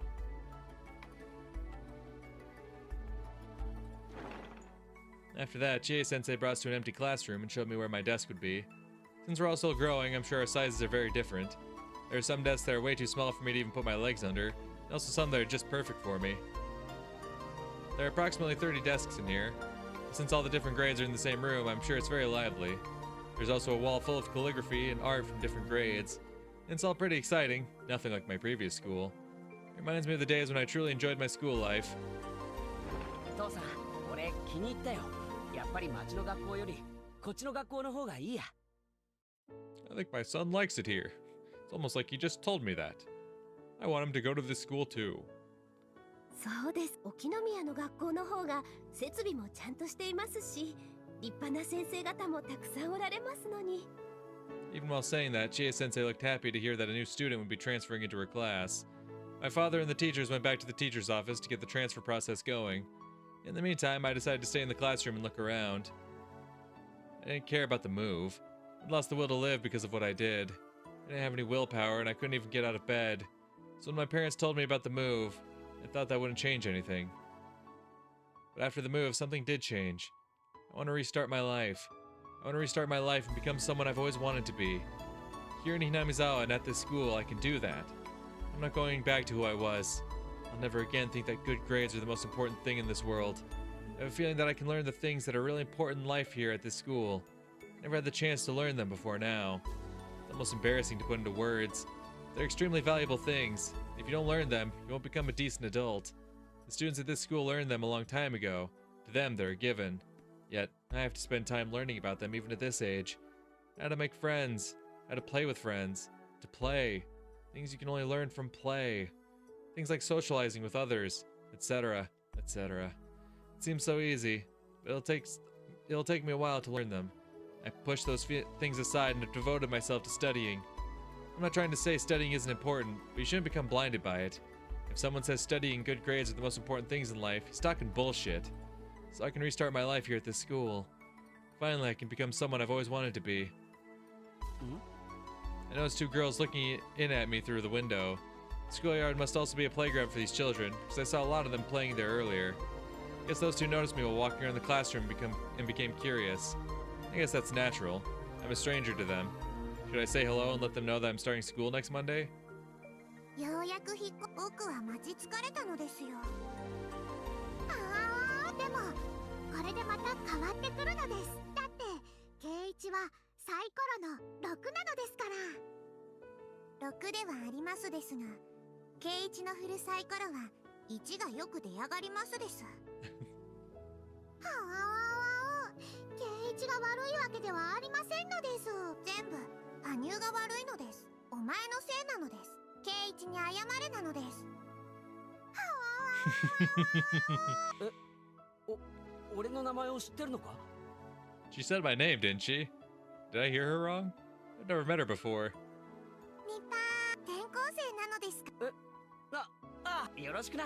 前原圭一ってんだ。今度の月曜から来る子仲良くしてくれよな。はあ、仲良くしましょうなのです。圭一に古出神社の巫女さんが転校初日は教室の扉が鬼門なので入るときは注意なのです。あと椅子の背中に画鋲、机の中にはカエルのおもちゃまで入ってます。でも何度警告しても圭一は何度でも引っかかるのです。But even with this warning, you continue to fall for it. 月曜日はかわいそうなのです。だから面白いのだけど、たまにはそんな運命も打ち破ってみて。あなたがそれを教えてくれるあまたの世界の一つで。は？I'll be reminded of the prophecy made by the two girls next Monday because of the actions of a snaggle-toothed girl. I'll realize it too late, though. But I like it here. My name is Keiichi Maibara. This is my new beginning, and this time, I'm going to enjoy it to the fullest. I've been missing out on so much.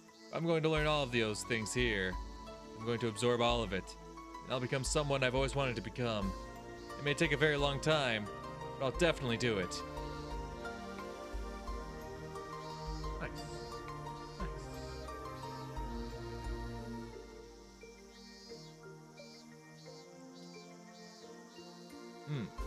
Okay. So now I'm somewhat at a loss because now I don't know what's actually open. See, we have the Revenge of Miyotakano, which is one I hypothesized we might have because I thought like the third year's curse was kind of a revenge, right? And then there's this one, the completion of Medicine C-117, which we definitely haven't seen. Like, last time we saw was when, like, there was the hearing after the death of Koizumi, where they're like, oh, you've completed this, right? And they're like, no, it's not complete. It's a prototype. What do you mean complete? Just to be sure, because I feel like all we have left now is heading towards, you know, the fragments of our chapters we've seen and then the actual ending. That's not ready yet, right? Oh, it is. Okay. I guess because that one government official said that it was complete, that should have been our cue, that it was complete, even though it then came in and said, no, it's not complete, which kind of shut down why I would think it's complete, but go off, I guess. 随分の久方ぶりになるね。先はやってるのかい？あれ。いえいえ、もうさっぱりです。年は取りたくないもんですな。クレイやるときは集中してやらないとダメだよ。あんまり間を空けすぎると勘が鈍っちゃって意味ない。先生、ご紹介します。高野さんさです。はじめまして。本日はお忙しい中、お時間をお割きくださいまして。ああ、別に君のためにうまい生ウニが食わせてもらえるって話でね。ウニはいいんだよ君。ビタミン A が豊富でね。Okay. お肌に特にいいんだとか。Well, that opens things up. 女性は大好きでしょ？ウニ。It is true that sea urchins are rich in vitamin A, but compared to spinach, it's not anything that's worth making a fuss about. Well, not if that matters right now. He just seemed like an unpleasant man, so I wanted to criticize him. These men are the directors of the Alphabet Project who control the funding for the IRE Institute. They're also people who are in the position of being able to offer their opinions to those directors. To put in a simpler way, they are the new owners of the IRE Institute. Although not as much as Uncle Koizumi was, they are also leaders and influencers in various fields. I have to be very careful not to upset them, and therefore there's no way I would have had the ability to call them in. By using the influence that the Koizumi faction once had, I finally managed to get this chance. Uncle Koizumi, who gave me his full support and made everything go my way, is not here anymore. I'm on my own from this point on, and I will open up a path. But this stage just doesn't belong to me today. I can't let the people who offered me this chance lose face, so I have to wait patiently until it's my turn. My primary objective today is to explain what a prominent research subject the Hinamizawa syndrome is, and acquire an indefinite extension for our research. They only ever think about money, so they aren't even realizing the hidden potential of Hinamizawa syndrome. They don't recognize that it's worth spending a lot of money on. It is not the mere research on the existence of an unknown parasite, but something that may overthrow the basic foundations of anthropology. A Nobel Prize wouldn't even be enough. It won't be easy trying to explain all that to men who know nothing about any of it, but I have to. That's why I spent many hours making these straightforward support documents. Sometimes we make documents confusing on purpose because we don't like dealing with uneducated people, but this time it's different. I can't look down at them. I must sincerely try to make them understand. The accessible support documents are there in a huge pile. Feels like we're wasting time eating traditional Japanese food in such a relaxed mood. Oh god. The fact that this fragment was titled Deja Vu gives me the idea of, like, okay, I know exactly where this is gonna fucking go. Alright. I want to get to the point and explain them in detail so they can understand. Uh-huh. But there's the saying, luck lies in the last helping. I have to be patient right now. Uh-huh. 正直ね、これまでのアルファベットはあまり良くないと思うので、結局こいつは未だ頭の中が時代遅れの年寄りどものね。年寄りどもが自分のじゃない金で過去の栄光を取り戻す夢を描くオス。そんな年寄りどもの妄想のために一体どれだけの公金が垂れ流っ。聞いた話じゃ、奥野先生あたりが検察をつっついて旧理事会を横領で追わせてるらしいですな。年寄りたちをよいしょしてうまい汁を吸っていた連中の末路ですな。もっとも表沙汰にはできんでしょうから、別件で隕石左遷といった形になる。いやはや、これも戦前の亡霊をずっと野放しにしていた日本のツケですな。いやー、この野球にの汁もたまらない。これは手厳しい。そんな中で先生にこんなお願いをするのは非常になんですが、一つお時間を入江機関、確か長野だか岐阜の方でどういうことになっ。理事会の決定で軍事転用研究が、あと研究そのものも3年以内。いえ、これは継続。まあそのいずれにしましても数年以内に閉鎖。思い出し、入江機関さんは旧理事会でも評判。何しろ莫大な予算を。某大先生がどういうわけかこのプロジェクトをやたら後押しされてた。その絡みもあって結局誰も文句が言えずに。もう大先生は女癖が悪かったからそれもあったのかもしれませんな。Yeah, she's gonna have to sit here and endure him being shit-talked. Is he implying that I slept with Uncle Koizumi? He's insulting both of us. But I held my anger in. I can't let myself be bothered by something like this. それで本日は当機関の研究内容について、本日はこのような場へごた。ま、ただでウニが出てくるわけはない。I explained to them how much the Hinamizawa syndrome mattered while being very careful not to go too fast. I tried to let them know that the syndrome's potential is not limited to small things like military applications, but is much more meaningful than that. It may explain ideology and religion. It may even shake the very definition of a human being. I took my time to explain as slowly and clearly as possible. I'm not confident that all of it had gotten through to those boorish men, but I'm happy if they understood even just a part of it. As long as they understood how much of a magnificent discovery Hinamizawa syndrome really is. But then... ありがとうさん。ちょっと検討したいので、サンサには一度下がってもらってよろしいですかな。はい。それでは失礼させていただきます。Obviously, they can't discuss in front of me. I left all the documents with them. All I can do now is hope they view them favorably. I left the room and closed the sliding door. The room next door is a preparation room, so I was to head there. But I stopped. I shouldn't have done it, but I tried to listen in through the sliding door.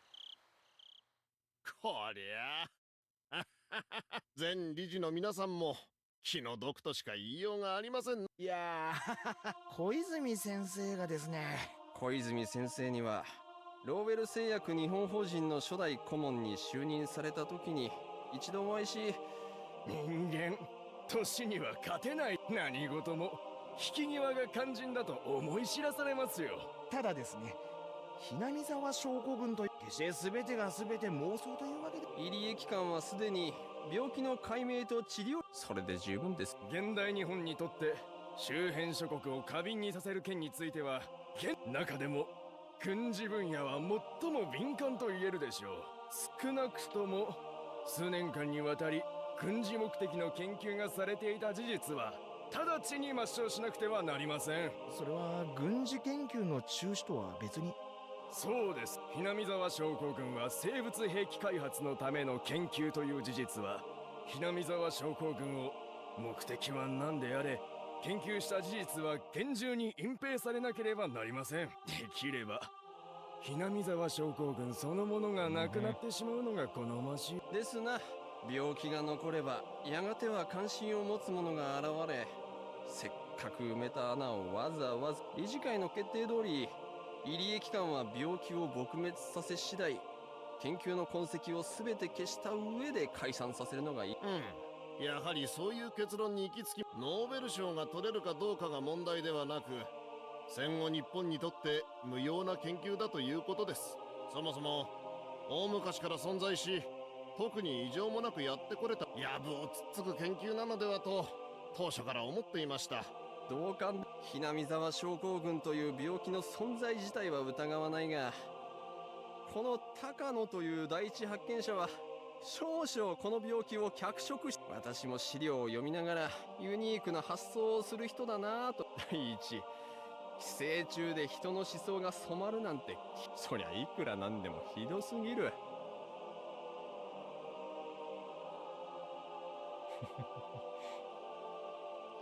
Interesting.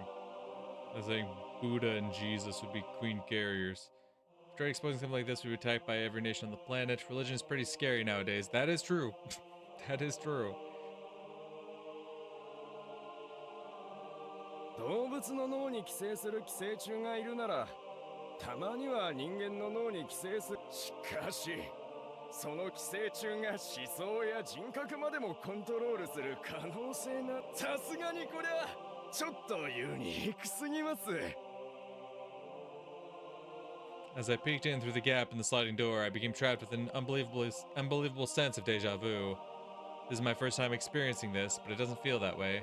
I don't know why, but the memory is so sad and so painful. Huh? Huh? Why? Tears. Before I realized it, I saw a very nostalgic carpeted room on the other side of the sliding door. Instead of a room covered in tatami mats. The room is filled with the smell of dust mixed with the smell of some evaporated medicine, but it's very soothing to me just the same. And there is my grandfather. His article that he poured his heart into was made of mockery of, yet he wasn't even allowed to cry. This isn't a delusion. Because within the documents I left with those men, there are a lot of references to the article my grandfather wrote. So I'm not surprised for my grandfather to be standing right there, explaining it to them himself. Together with my tears from seeing the sight of my beloved grandfather, I watched these men insult and belittle his masterpiece. I've seen this sight before, and the sight should have ended there.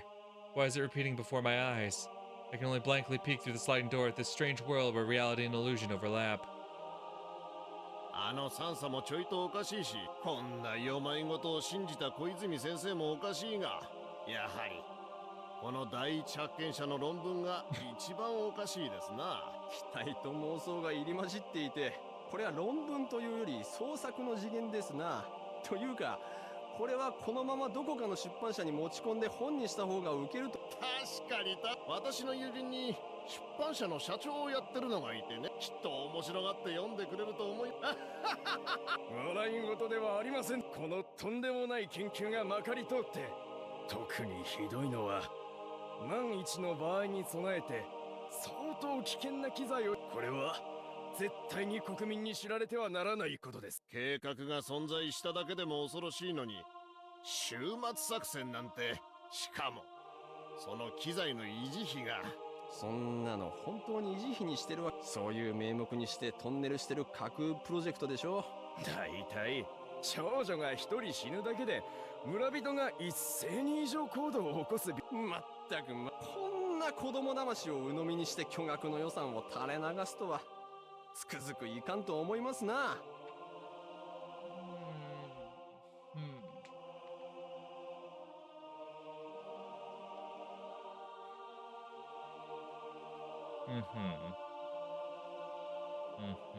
こんな資料を真に受ける連中がいるというんだから、実にバカバカしいことです。As he said that, he placed the documents down with an exaggerated gesture, and some pages fell to the floor. Actually, I should say he slammed them down, because the papers ended up scattered all over the floor. One of the men stood up and stepped on the papers. And they weren't the papers on the tatami mats, but the ones on the carpet. Right there, I could see my grandfather filled with heartrending sadness. Yet he can't let it show on his face. Grandfather's expression didn't change. It seemed distorted to me. I see the walls of my grandfather's study crumpling and twisting behind him. I jumped into the room. I grabbed onto the man's legs. I don't hate him. No, it's not whether I hate him or not. Sure, I hate him, but that's not it. I just can't forgive the feet stepping on my grandfather's article. Damn. 踏まないで踏まないでおじいちゃんが頑張って書いたんだから失礼 Those feet are stepping on the papers. I tried to make them move, but they won't even budge as though they're growing roots. So I begged as I grabbed onto his legs. I tried to pull the papers from under his feet, but I can't move his feet. I can't pull out the papers. おじいちゃんの踏まないで My sobbing echoed in that silent room, just like it did back then.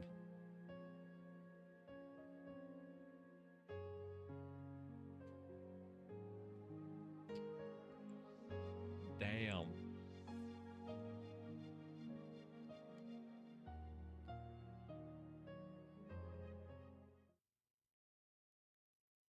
Okay.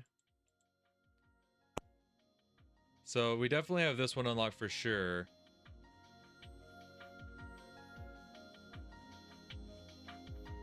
Do we have the Revenge of Mio Takano?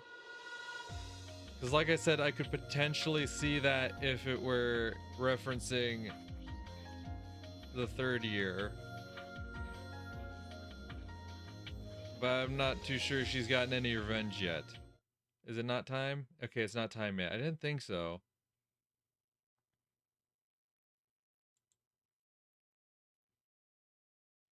I wasn't 100% sure on that, but I wanted to try just to be safe. But we definitely have this one, an invitation to the end. We've seen the raw sea urchin vitamin A, that was what we just saw.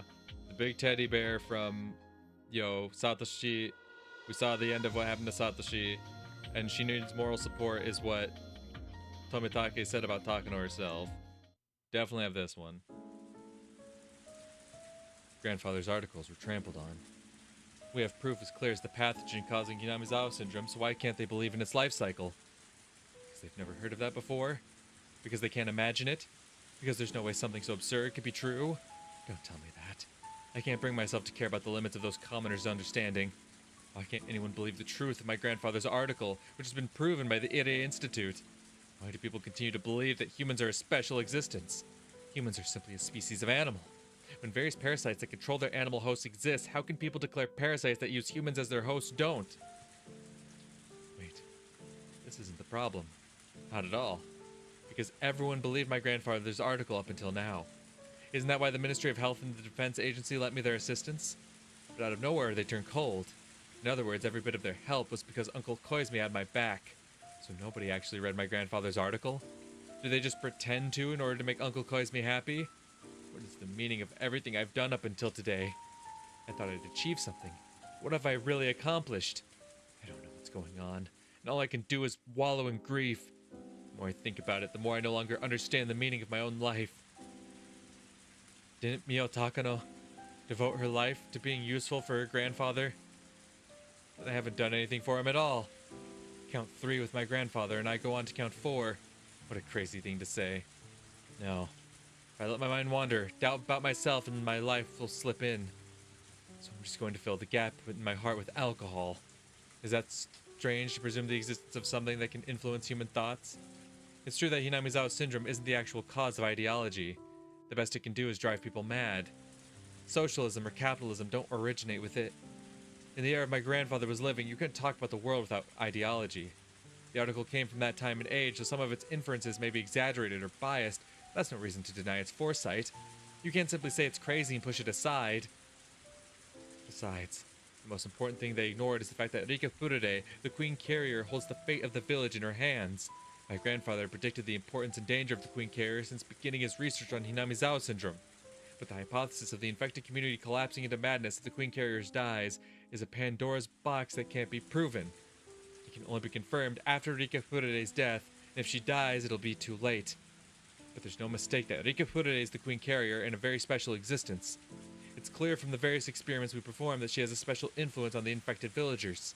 Her death really could trigger the collapse of the entire village. There's no mistake. My grandfather predicted it. Hmm. Interesting. Because if we do think back to the end of chapter 7, right? When there was like the evacuation order, right? Because, in the middle of the night when they gave the village the evacuation order, it's like the community was aware of how Rika died, right? They was aware she was dead and how she died. But it seemed like at that time there was no big uproar. So it almost seems like then that Takano killed the entire village, because if the village kept on living without issue, then it disproved one of the key proponents of her grandfather's research, and she couldn't have that. It almost feels like that's what the end goal is leading towards. She killed off the entire... She initiated the emergency, draft and whatnot. The emergency manual. Because if she didn't, then it would come to light that, a key core of the research was false. That the entire village wouldn't just fall into disarray because of her death. To say all of that sounds like a comic book. It's just too cruel. For them to call the various preparations we've made to protect her a fictional project that was used to tunnel funds. What I'm doing now is simply what my grandfather was going to do. Therefore, insulting my research is the same as insulting my grandfather. According to my grandfather's article, the first thing that needs to be done when researching the syndrome is to protect the Queen Carrier. Yet they ridiculed that more than anything else. The more I think about it, the more their words stick in my memory. I can almost hear their voices, and I can't stop myself from covering my ears. I'm sure the members of the board of directors think I'm crazy. I was trying to petition for the Ire Institute to not be shut down, but it backfired. The members must think that Hinamizawa syndrome is some kind of joke. I'm sure they'll push even harder now to put a stop to our research. If that happens, I would have to go back to researching as an individual. In other words, the same as what my grandfather did. There's a limit to what an individual can do. It's doubtful I would even be able to go back to researching it individually. Once the Ire Institute is disbanded, everyone is obligated to keep it confidential until we die. I signed a contract to that extent. That's not just a simple promise. If I were to break it, a special unit like the Mountain Dogs would come after me to ensure that I keep everything confidential. Even if that doesn't happen, the Ire Institute is to eradicate the syndrome within a few years and to bury every trace of it, including the results of our research. This isn't the normal process of research and treatment. They want to pretend nothing ever happened to begin with. I wanted to continue and complete my grandfather's work. What's happening now will result in the complete opposite. I'm actually helping to eliminate my grandfather's hard-earned research from this world. The treatment has been created already. Although Ire is as passionate as I am about developing a cure, he's not particularly interested in any other aspect of our research. I hate to admit it, but he has more experience and talent than I do. I'm sure he'll come up with a plan for eradicating Hinamizawa syndrome within 3 years, as requested by the new board of directors. And that board of directors will provide just enough funds to bury the syndrome. Ire will do that happily. Just like the time when he disposed of all the research data on test medicine H170 as was requested. All I can do is passively hinder them, just like they did me, while watching the Hinamizawa syndrome get eradicated. And when everything is over, I'll finally complete an article which is destined to be destroyed. Should I kill myself with thoughts of it in my head so I can at least present the article to my grandfather? He won't be happy even if I did that. On the contrary, he'll be disappointed in me for throwing the research he spent half of his life on down the drain. He won't embrace me. I know that for sure. I wanted to reveal Hinamizawa syndrome to the world. I wanted the world to acknowledge my grandfather's masterpiece. I wanted to carve his name in history and promote him to a god. My grandfather waited, believing that day would come. He must be patiently waiting still, even after entering his eternal sleep. But I ruined it. I wanted him to become a god. I was going to become a god myself, too. Then we will be together forever, and I'll never have to be alone. If I become a god, God won't test me. There won't be any unhappiness. There won't be a sudden train accident. My grandfather won't go away, nor will Uncle Koizumi. I'll never have to go back to being alone. I am alone. I have no allies. I was just dancing in ecstasy on a stage without anybody watching. I'd only just realized that there was no applause, but only ridicule. No, it's doubtful that there was actually anyone in the audience to begin with. My parents died, my grandfather died, and then Uncle Koizumi died. 3 times had God toyed with me with their rolls of the dice. I thought I overcame each one of those trials with my own strength, but I didn't. I was protected by a new guardian each time, and this time I have no guardians left to protect me. When I first arrived in Hinamizawa, I had every intention of challenging God and kicking him off his throne. But now, forget challenging God. I'm just a loser being played with. I suddenly can't find it within myself to care about anything. Because if I cared, I'd be swallowed by sadness. Soaking my heart in alcohol is all I can do to forget about everything. A luxurious black car abruptly stopped next to me. I became sober immediately, as cars like that remind me of the time when I was captured after escaping from the orphanage. Suspicious-looking men in black suits and sunglasses got out from the car. I realized it instantly. They must have been sent by one of my clients. Being involved in the development of a biological weapon, being the main person responsible for it, and on top of that, being mentally unstable. They obviously don't want me walking around freely. They're going to abduct me, seal me in concrete, and erase my existence. Or so I thought. I expected them to grab me and shove me into the car. But surprisingly, they bowed deeply to me instead. 普段はね、今はただの飲んだくれのお会いしたい方がいらっしゃいます。どうか。拒否してもどうせ無理やり連れて行くつもりなんでしょう。 I'll be killed anyway. Can't make my grandfather's wish come true even if I live. Cynical thoughts like that ran through my head. Then the person in the back seat said, 無理にとは申しません。ですが、きっと三叉のお力になれると思っております。 I've never met this young woman before. She must be around my age. She knows about the Ide Institute, so she must be somehow connected to my clients. She's too young to be one herself, but a client who doesn't want to expose himself sent her. Even if I live, I can't make my grandfather a god. I can't be a god myself either. Who cares about where a loser like me gets killed anyway? I made up my mind and got into the back seat. As soon as I got in, the luxurious car smoothly took off. Silence filled the car for a time. They're the ones that invited me. They don't have anything to say myself. ご無沙汰しております。と言っても、おそらくご存じないでしょうが。あら、そうでしたの。覚えていなくて申し訳ないです。 There were so many people at that funeral. I can't recall any of them. Why is that woman... But why is that what she's opening with? Does that mean she belongs to the Koizumi faction? 小泉先生は戦後日本復興のオピニオンリーダーの一人として長く活躍されてきました。戦後の焼け野原から復興するときは我が国の有志たちも一枚岩でしたが、平和な時代が進み、焼け野原を知らぬ世代が国の中枢に入り始めるにつれ、当初の高貴な志を知る者は次第に減っていってしまいました。小泉先生はそんな高貴な同志の最後の長老として21世紀へ我が国を導いてくださる大黒柱だったのですが、小泉先生の死後、小泉派は急速に没落。代わって他の派閥が勢力を伸ばし、いろいろと大変なことになっているでしたっけ？ I heard about these things from Jiro-san. It's really no different from the Sengoku era. When a lord or military leader died back then, the struggle to become his successor brought chaos into the nation. This country hasn't changed for hundreds of years. その通りです。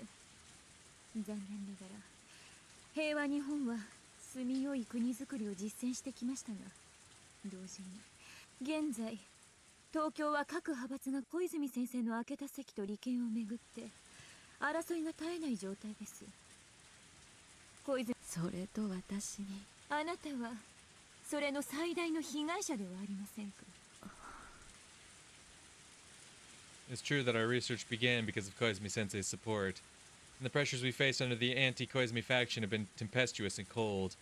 Maybe for them, every project that Koizumi Sensei left behind is an eyesore, regardless of what the project is.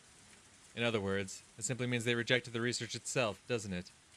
Come to think of it, something like this happened to my grandfather too. Back then, Koizumi brought authorities from various fields to see him. They talked down to my grandfather despite the praise they'd given earlier. Koizumi Sensei told me that the masterminds were responsible for that. 南沢症候群の研究はアルファベットプロジェクトで最大のもので、予算、体制その他プロジェクトの目玉だったと言っても過言ではありません。故にアルファベットの権益を独占したい連中によってあなたの研究はそのスケープゴートにされたのです。スケープゴート？決して南沢症候群の研究が否定されたという意味ではない。彼らにとって重要なのはそのプロジェクトの派閥である内容ではありません。結局私は見せしめの羊ということなのね。私が何の研究をしていようとどうでもいい。そういうことです。派閥は風向きそのもの。順風な時もあれば逆風となる時もあります。私のクライアントたちが敵対的になったのも。そうです。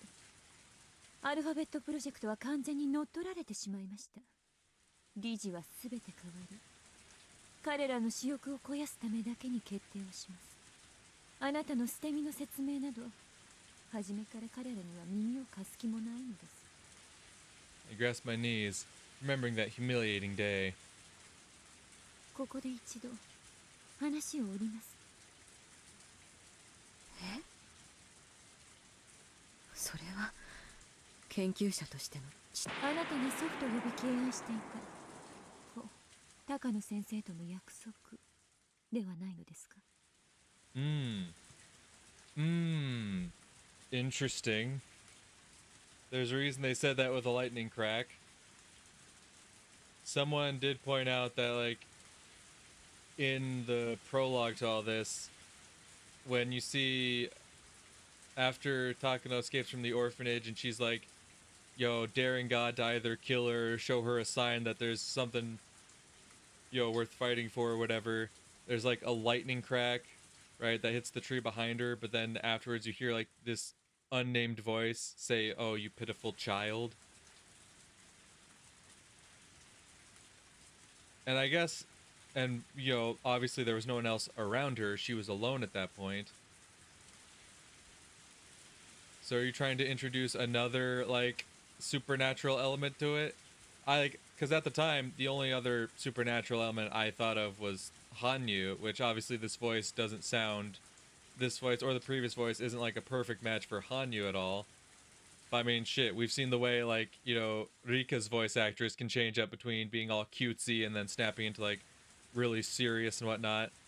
So I just kind of figured it was another situation like that, which would make some sense. You know, Hanyu and Rika are very closely tied together, so if Hanyu can lock in like that, you know, and do like her usual cutesy voice whenever Hanyu's on screen, but this other entity where she gets all serious and whatnot, believe that. Well, that's surprising. Kazumi-sensei once told me that this fact could become a hindrance, so I've never told any of my clients about it. How did she find out? If they know that, maybe they know a lot more about us than I think. どこでそれを知った？小泉先生からです。私たちはあなたの敵ではありません。 I don't know who she really is, but I know she's here because she wants something from me. So what is it that she wants? She knows about the relationship between my grandfather and me, so I can't be careless. 私たちがあなたの力になるには、あなたに本当のことを話して。おっしゃる意味がわかりません。高野さんがひなみ沢症候群を研究する本当の目的は何ですか？ To have my grandfather's masterpiece acknowledged for what it is, and to have him become a god. 高野先生の研究を世間に認めさせること。あなたの祖父が心を込めて書き上げた論文を踏みつけてないがしろにしたことへの復讐ではありません。 There is... I don't want to look it up because I don't want to risk getting spoiled, but like, the voice sounds somewhat familiar. Like, I swear I've heard it before. But then again, I don't know if it's specifically from this game or maybe from something else. I'm reaching the limit of not letting my surprise show on my face. How much does this woman know about me? In the first place, who is she? How does she know everything I'm thinking? I can't admit that out loud in any case. I have appearances to consider. While this elegant woman was wearing an angelic smile, she laughed the devil's seductive whisper, several times better at it than I am. A simple smile and a devilish grin are completely different. An ordinary smile means goodwill, but a malicious smirk means the complete opposite. This woman can read my deepest thoughts. While doing so, she's testing me to see how honest I can be with her. Whether I tell her the truth or not isn't the issue here. She's testing me to see if I can trust her enough to confess everything. もしも私の言っていることが全くの勘違いでしたら、どうかお許しください。 Let me just check some real お quick. 好きな駅までお送りさせます。 Okay. この近くですと。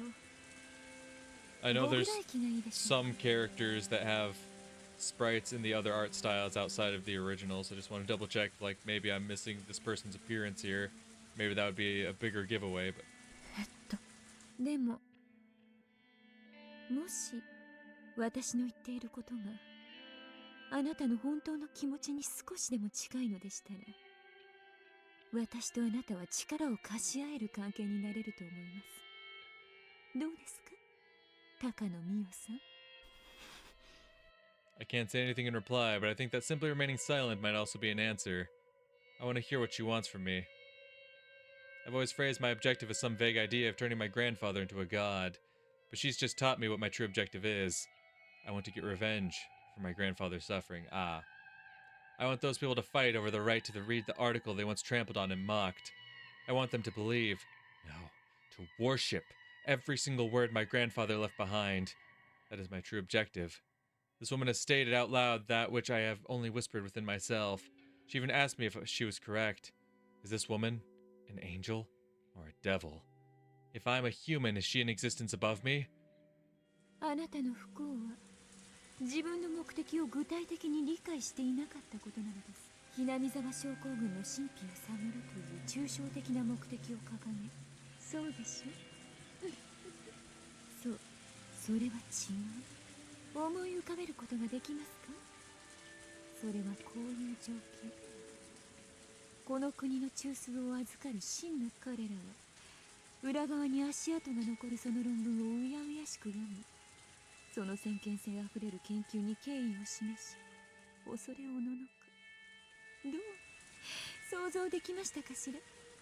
This is my first time envisioning something like this, and yet it's been my dream all along. ひなみ沢症候群という言葉はあなたの祖父が作られたのでしょ。永遠に刻まれて。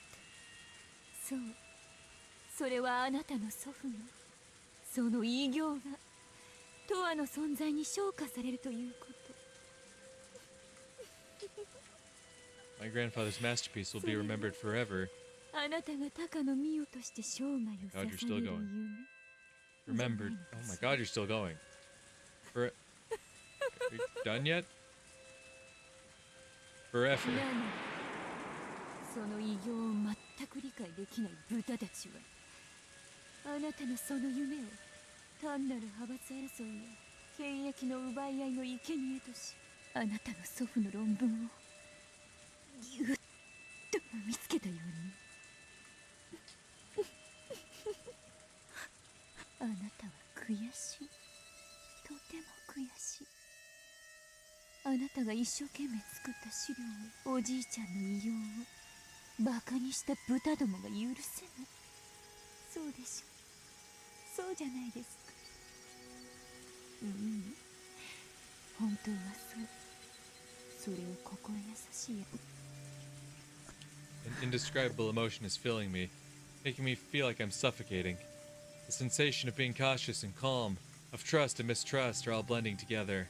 My heart is beating fast and my fingertips are shaking. Why am I at peace? Is it because she reminded me of my true dream, that I couldn't express with my own words until now? Is it because she made me aware of the anger within myself? Why am I hesitant? Is it because she's reminded me of things I've never told anyone until now? No, those are the things I've never even told myself. ねえ、ミオさん。もし私の言ったことが間違っていないどころか、大正解なのだった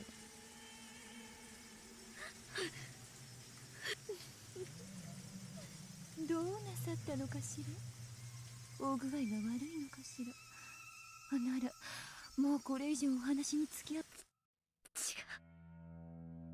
A small noise leaked pathetically out of my mouth, like a child apologizing for a prank. 何かおっしゃったかしら。I know she heard me. The woman smiled, trying to make me say it again. 具合ならよかったです。話を続けましょう。私の夢がそうなら、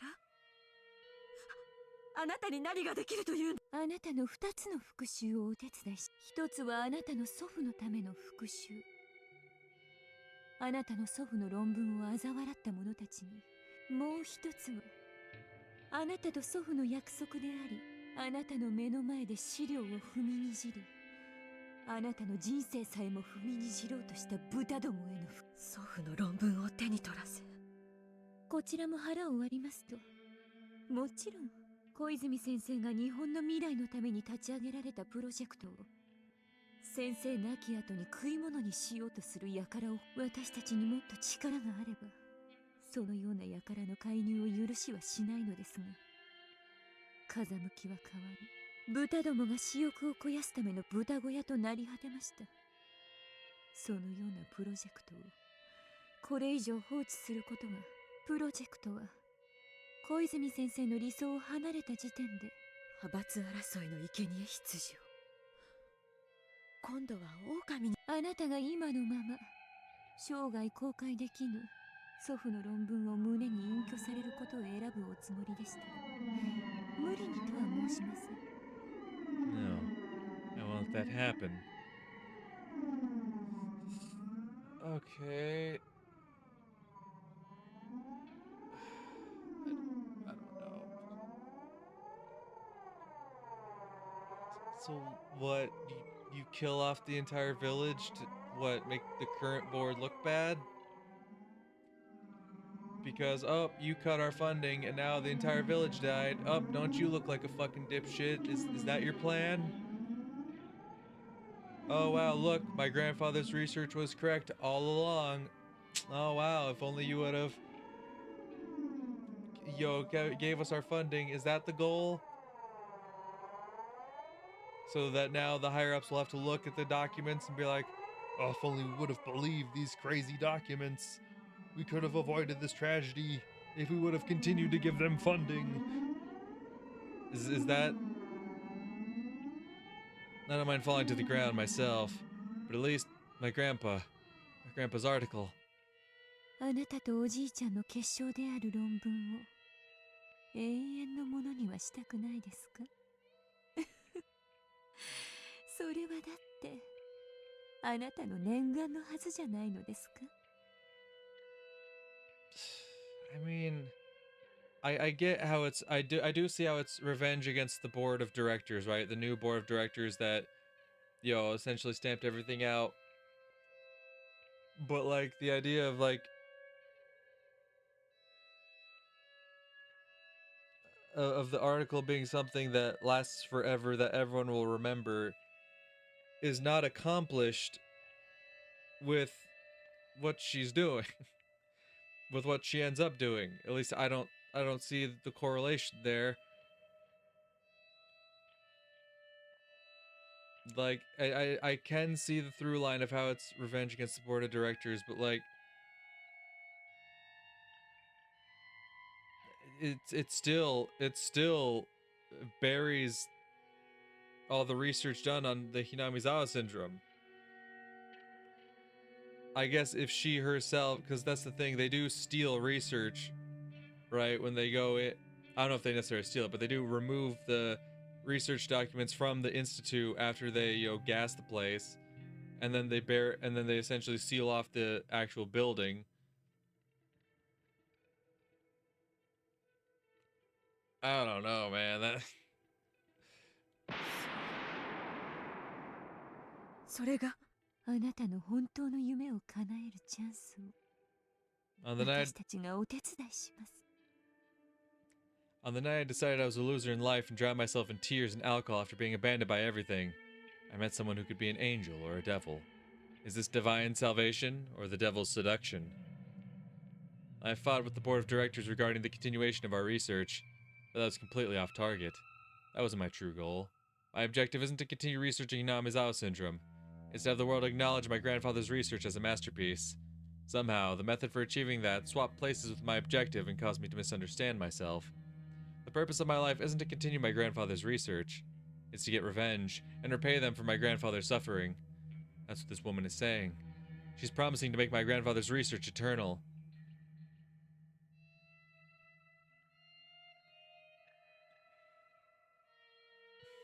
She's also promising an opportunity to take revenge against those who laughed at it. That one makes sense. That second one makes sense. But she's promising to make my grandfather's research eternal. How so? Because, like, yes, you caused this big disaster that'll be talked about for, generations to come, about, like, this disaster that totally wiped out this village. And like, the reason it happens is, connected to the research, but like, it's not like the greater populace is going to remember that. And it's like, sure, the people in positions of power will know about it, right? Because we even know, like, because fuck, she got approval from the prime minister, from what I remember, to fucking enact the fucking document 34 to take out everything, right? So like, sure, the people at the top for now will know about it, but but even during that meeting, they're like, we can never let anyone know about this. So it's like, once there's a change in leadership in the government and whatnot, like, your grandfather's research will be nothing. It'll have no connection to anything. There'll just be that big disaster that happened, and like, you can sit there and be like, yeah, that's connected to my grandpa, but like, no one will know about that. Like, fucking no one will know. How does it make your grandfather's research eternal?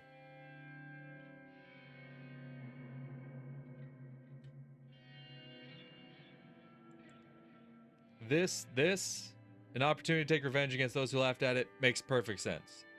You're taking revenge at the people who would dare mock your research by, essentially having it blow up in their face and being like, well, if you wouldn't have laughed at us and took us seriously and gave us the funding we needed, this could have been avoided. Fuck you. Yeah, no, that definitely is an adequate revenge plot there, but I don't see how this benefits your grandfather's research in any fucking way. I'm still missing out on that. When Uncle Koizumi died, I thought God was playing dice with my fate, but my unshakable conviction gathered together a power stronger than God's die. So maybe this meeting happened for a reason. Curse you, God. You're testing me again. I will overcome the death of Uncle Koizumi, and I will make my grandfather an eternal existence by taking revenge against the God who tested me. I will, for certain. I will take my revenge. Okay, and that's where we get Takano's revenge for... Okay, fragment 41.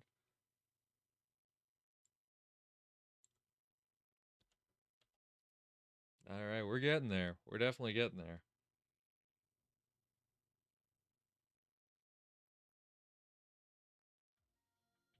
So now we do have her revenge.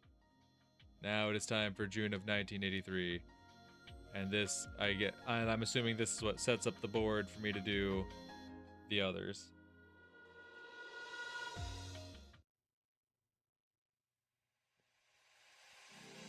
With this, do I have all the pieces lined up for 1983? It sure is a hard and exhausting job just lining up the pieces for the month of June. But finally I'm at the starting line, beginning from zero at last. Yet, seeing all these colorful fragments together, I realized just how many sentiments were intertwined around June 1983. I used to think that thoughts of people with no relation to me were useless. But I was wrong. Rika Purude did her best to overcome the fate of June 1983. She did two things. One was to get in touch with the Ire Institute, because she knew she would be protected there. Ironically, Takano from the Ire Institute was the one who wanted to kill her, but it was the best move for her at the time. And the other was to ensure that the Maibara family moved to Hinamizawa. I actually wasn't certain that the Maibara family would move there.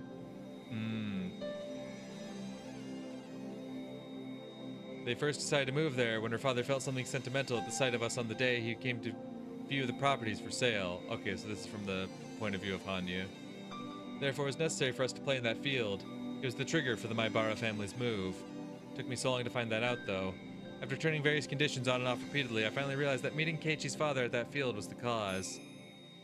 Keiichi Maibara is a very important key for breaking Rule Z, one of the chains that was binding me. He is the fresh air that's powerful enough to break all of the old and evil customs in this village.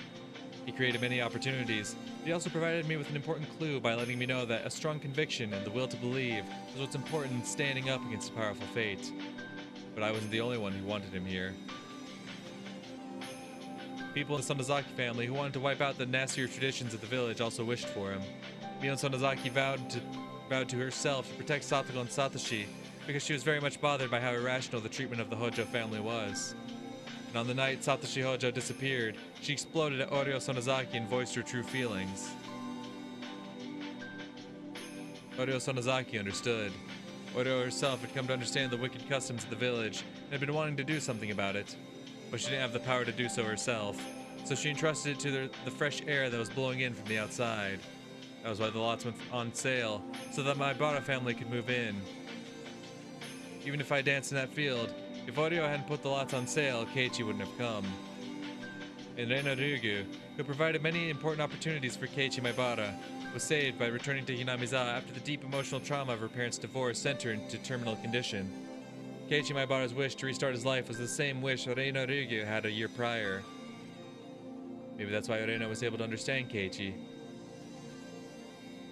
It's like the miracle where one can recognize moments in a certain fragment from another fragment.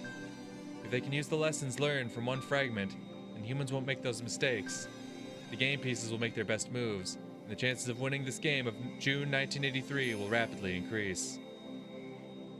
In other words, Reina Ryugu makes extremely important moves on this game board without realizing it, so that's why Reina's kind of the fucking GOAT. The mighty Rule Z that surrounded the Hojo siblings was eventually smashed by their actions. Of course, Satoko overcoming herself was also a big help. Their hands met only because they reached from both sides. Keiichi and Reina are the ones who taught me that. Mion is the one who made it possible for them to move here, and she also helped them to become familiar with the village. That's not all. Irie is also an important piece with significant functions of his own. Feeling empathy for Satoko, he is the most influential piece on the board we call Hinamizawa Syndrome. His existence is capable of defeating Rule X. Isn't that the one that guarantees that Tomitaki and Takano have to die? Keiichi and Reina's determination and subsequent awakening taught us that it was possible to fight against Rule X, but they didn't defeat it. Defeating Rule X requires the existence of Irie, who has a strong will to discover a cure for the syndrome. I didn't know Irie held this many thoughts within him. I always thought he was a rather absent-minded, but he is, in fact, an important and powerful piece. So if we gather all this power, can we win against Takano's will? I've seen Takano's thoughts too. Sadly, her will is strong and can't be easily broken. It's no wonder our fate in June 1983 has been so hard to shake, no matter how hard we fought. The sentiments I've been turning towards it pale in comparison to how many she's brought into it. The weight of our game pieces are different, because I've given up on fighting while she has been risking her life to fight on. I've spent time sulking and drinking wine to escape from reality. That must be a very light piece indeed. I can't win against Takano with what I have so far. I need more pieces to be able to win. The officer Oishi once showed the possibility of becoming a strong ally, but he's under the misunderstanding that the Sonozaki family caused the death of his dear friend, so until that gets resolved, he won't be of any help. I don't know how I can resolve that misunderstanding, but I just have to believe in it and keep throwing the die. Just like Keiichi and Reina constitute a chance to change fate. Maybe Akasaka has the power to create a chance as well. Interesting. The curse of 1983 is tied to the curse of Hinamizawa. A curse can't be broken by inner power alone. It takes power from outside as well. Both sides have to reach out, otherwise the hands won't meet, just like what happened with Satoko. But Akasaka has never come to our aid. Even if he did, it was always too late. Too late. Far too late. But if I keep throwing the die, will Akasaka's game piece eventually appear? The final rule, Rule Y, involves the evil masterminds who are using Takano as their own game piece. To defeat them, I need a very strong opponent for her. And the only one I can think of is none other than Akasaka from the police headquarters in Tokyo. Interesting. Damn. Because, like, the end of the last chapter had me thinking, like, man, Akasaka's a fucking bum. What does he even do? He finally shows up for one of these festivals, and then he's just, like, he's not even there. He just shows up at the end, like, hey, sorry I missed you, but hi, and, bye. But, like, no, he's actually got some, like, big important news. Okay. I'm glad to see he's not just a total fucking bum. There are more pieces who would lend me their power. I need to gather them all. Otherwise, I can't win against Takano. The preparation of the game board is complete, but I need more pieces. It's only the beginning. Okay, and that's why we revisit all the chapters, right? As we're going back and we're finding, like, the best pieces to bring back to the final confrontation. Interesting. Interesting. Okay. Technically, I do have a little bit of time left, but I feel like this is the perfect stopping point for today. Because now we actually jump into what's yet to be, to all the fragments, right, of the actual chapters that we've seen thus far. Everything else has been like backstory that's been a big part of all the previous chapters. But this is actually now diving into what we've seen so far and what we can bring to the end. I'm very excited. I'm very excited. Like I said, I've very much enjoyed how the final chapter is formatted. It's very fucking cool. And I am very excited to see how everything comes to a close. But yeah, like I said, I'm gonna wrap this one up here for today. I really don't need the document anymore. I'm just gonna go in order as it is. But yeah, I'm gonna wrap this one up here for today. So thank you to anyone watching. It's all much appreciated, and hopefully I will see y'all in the next one. But until then, peace.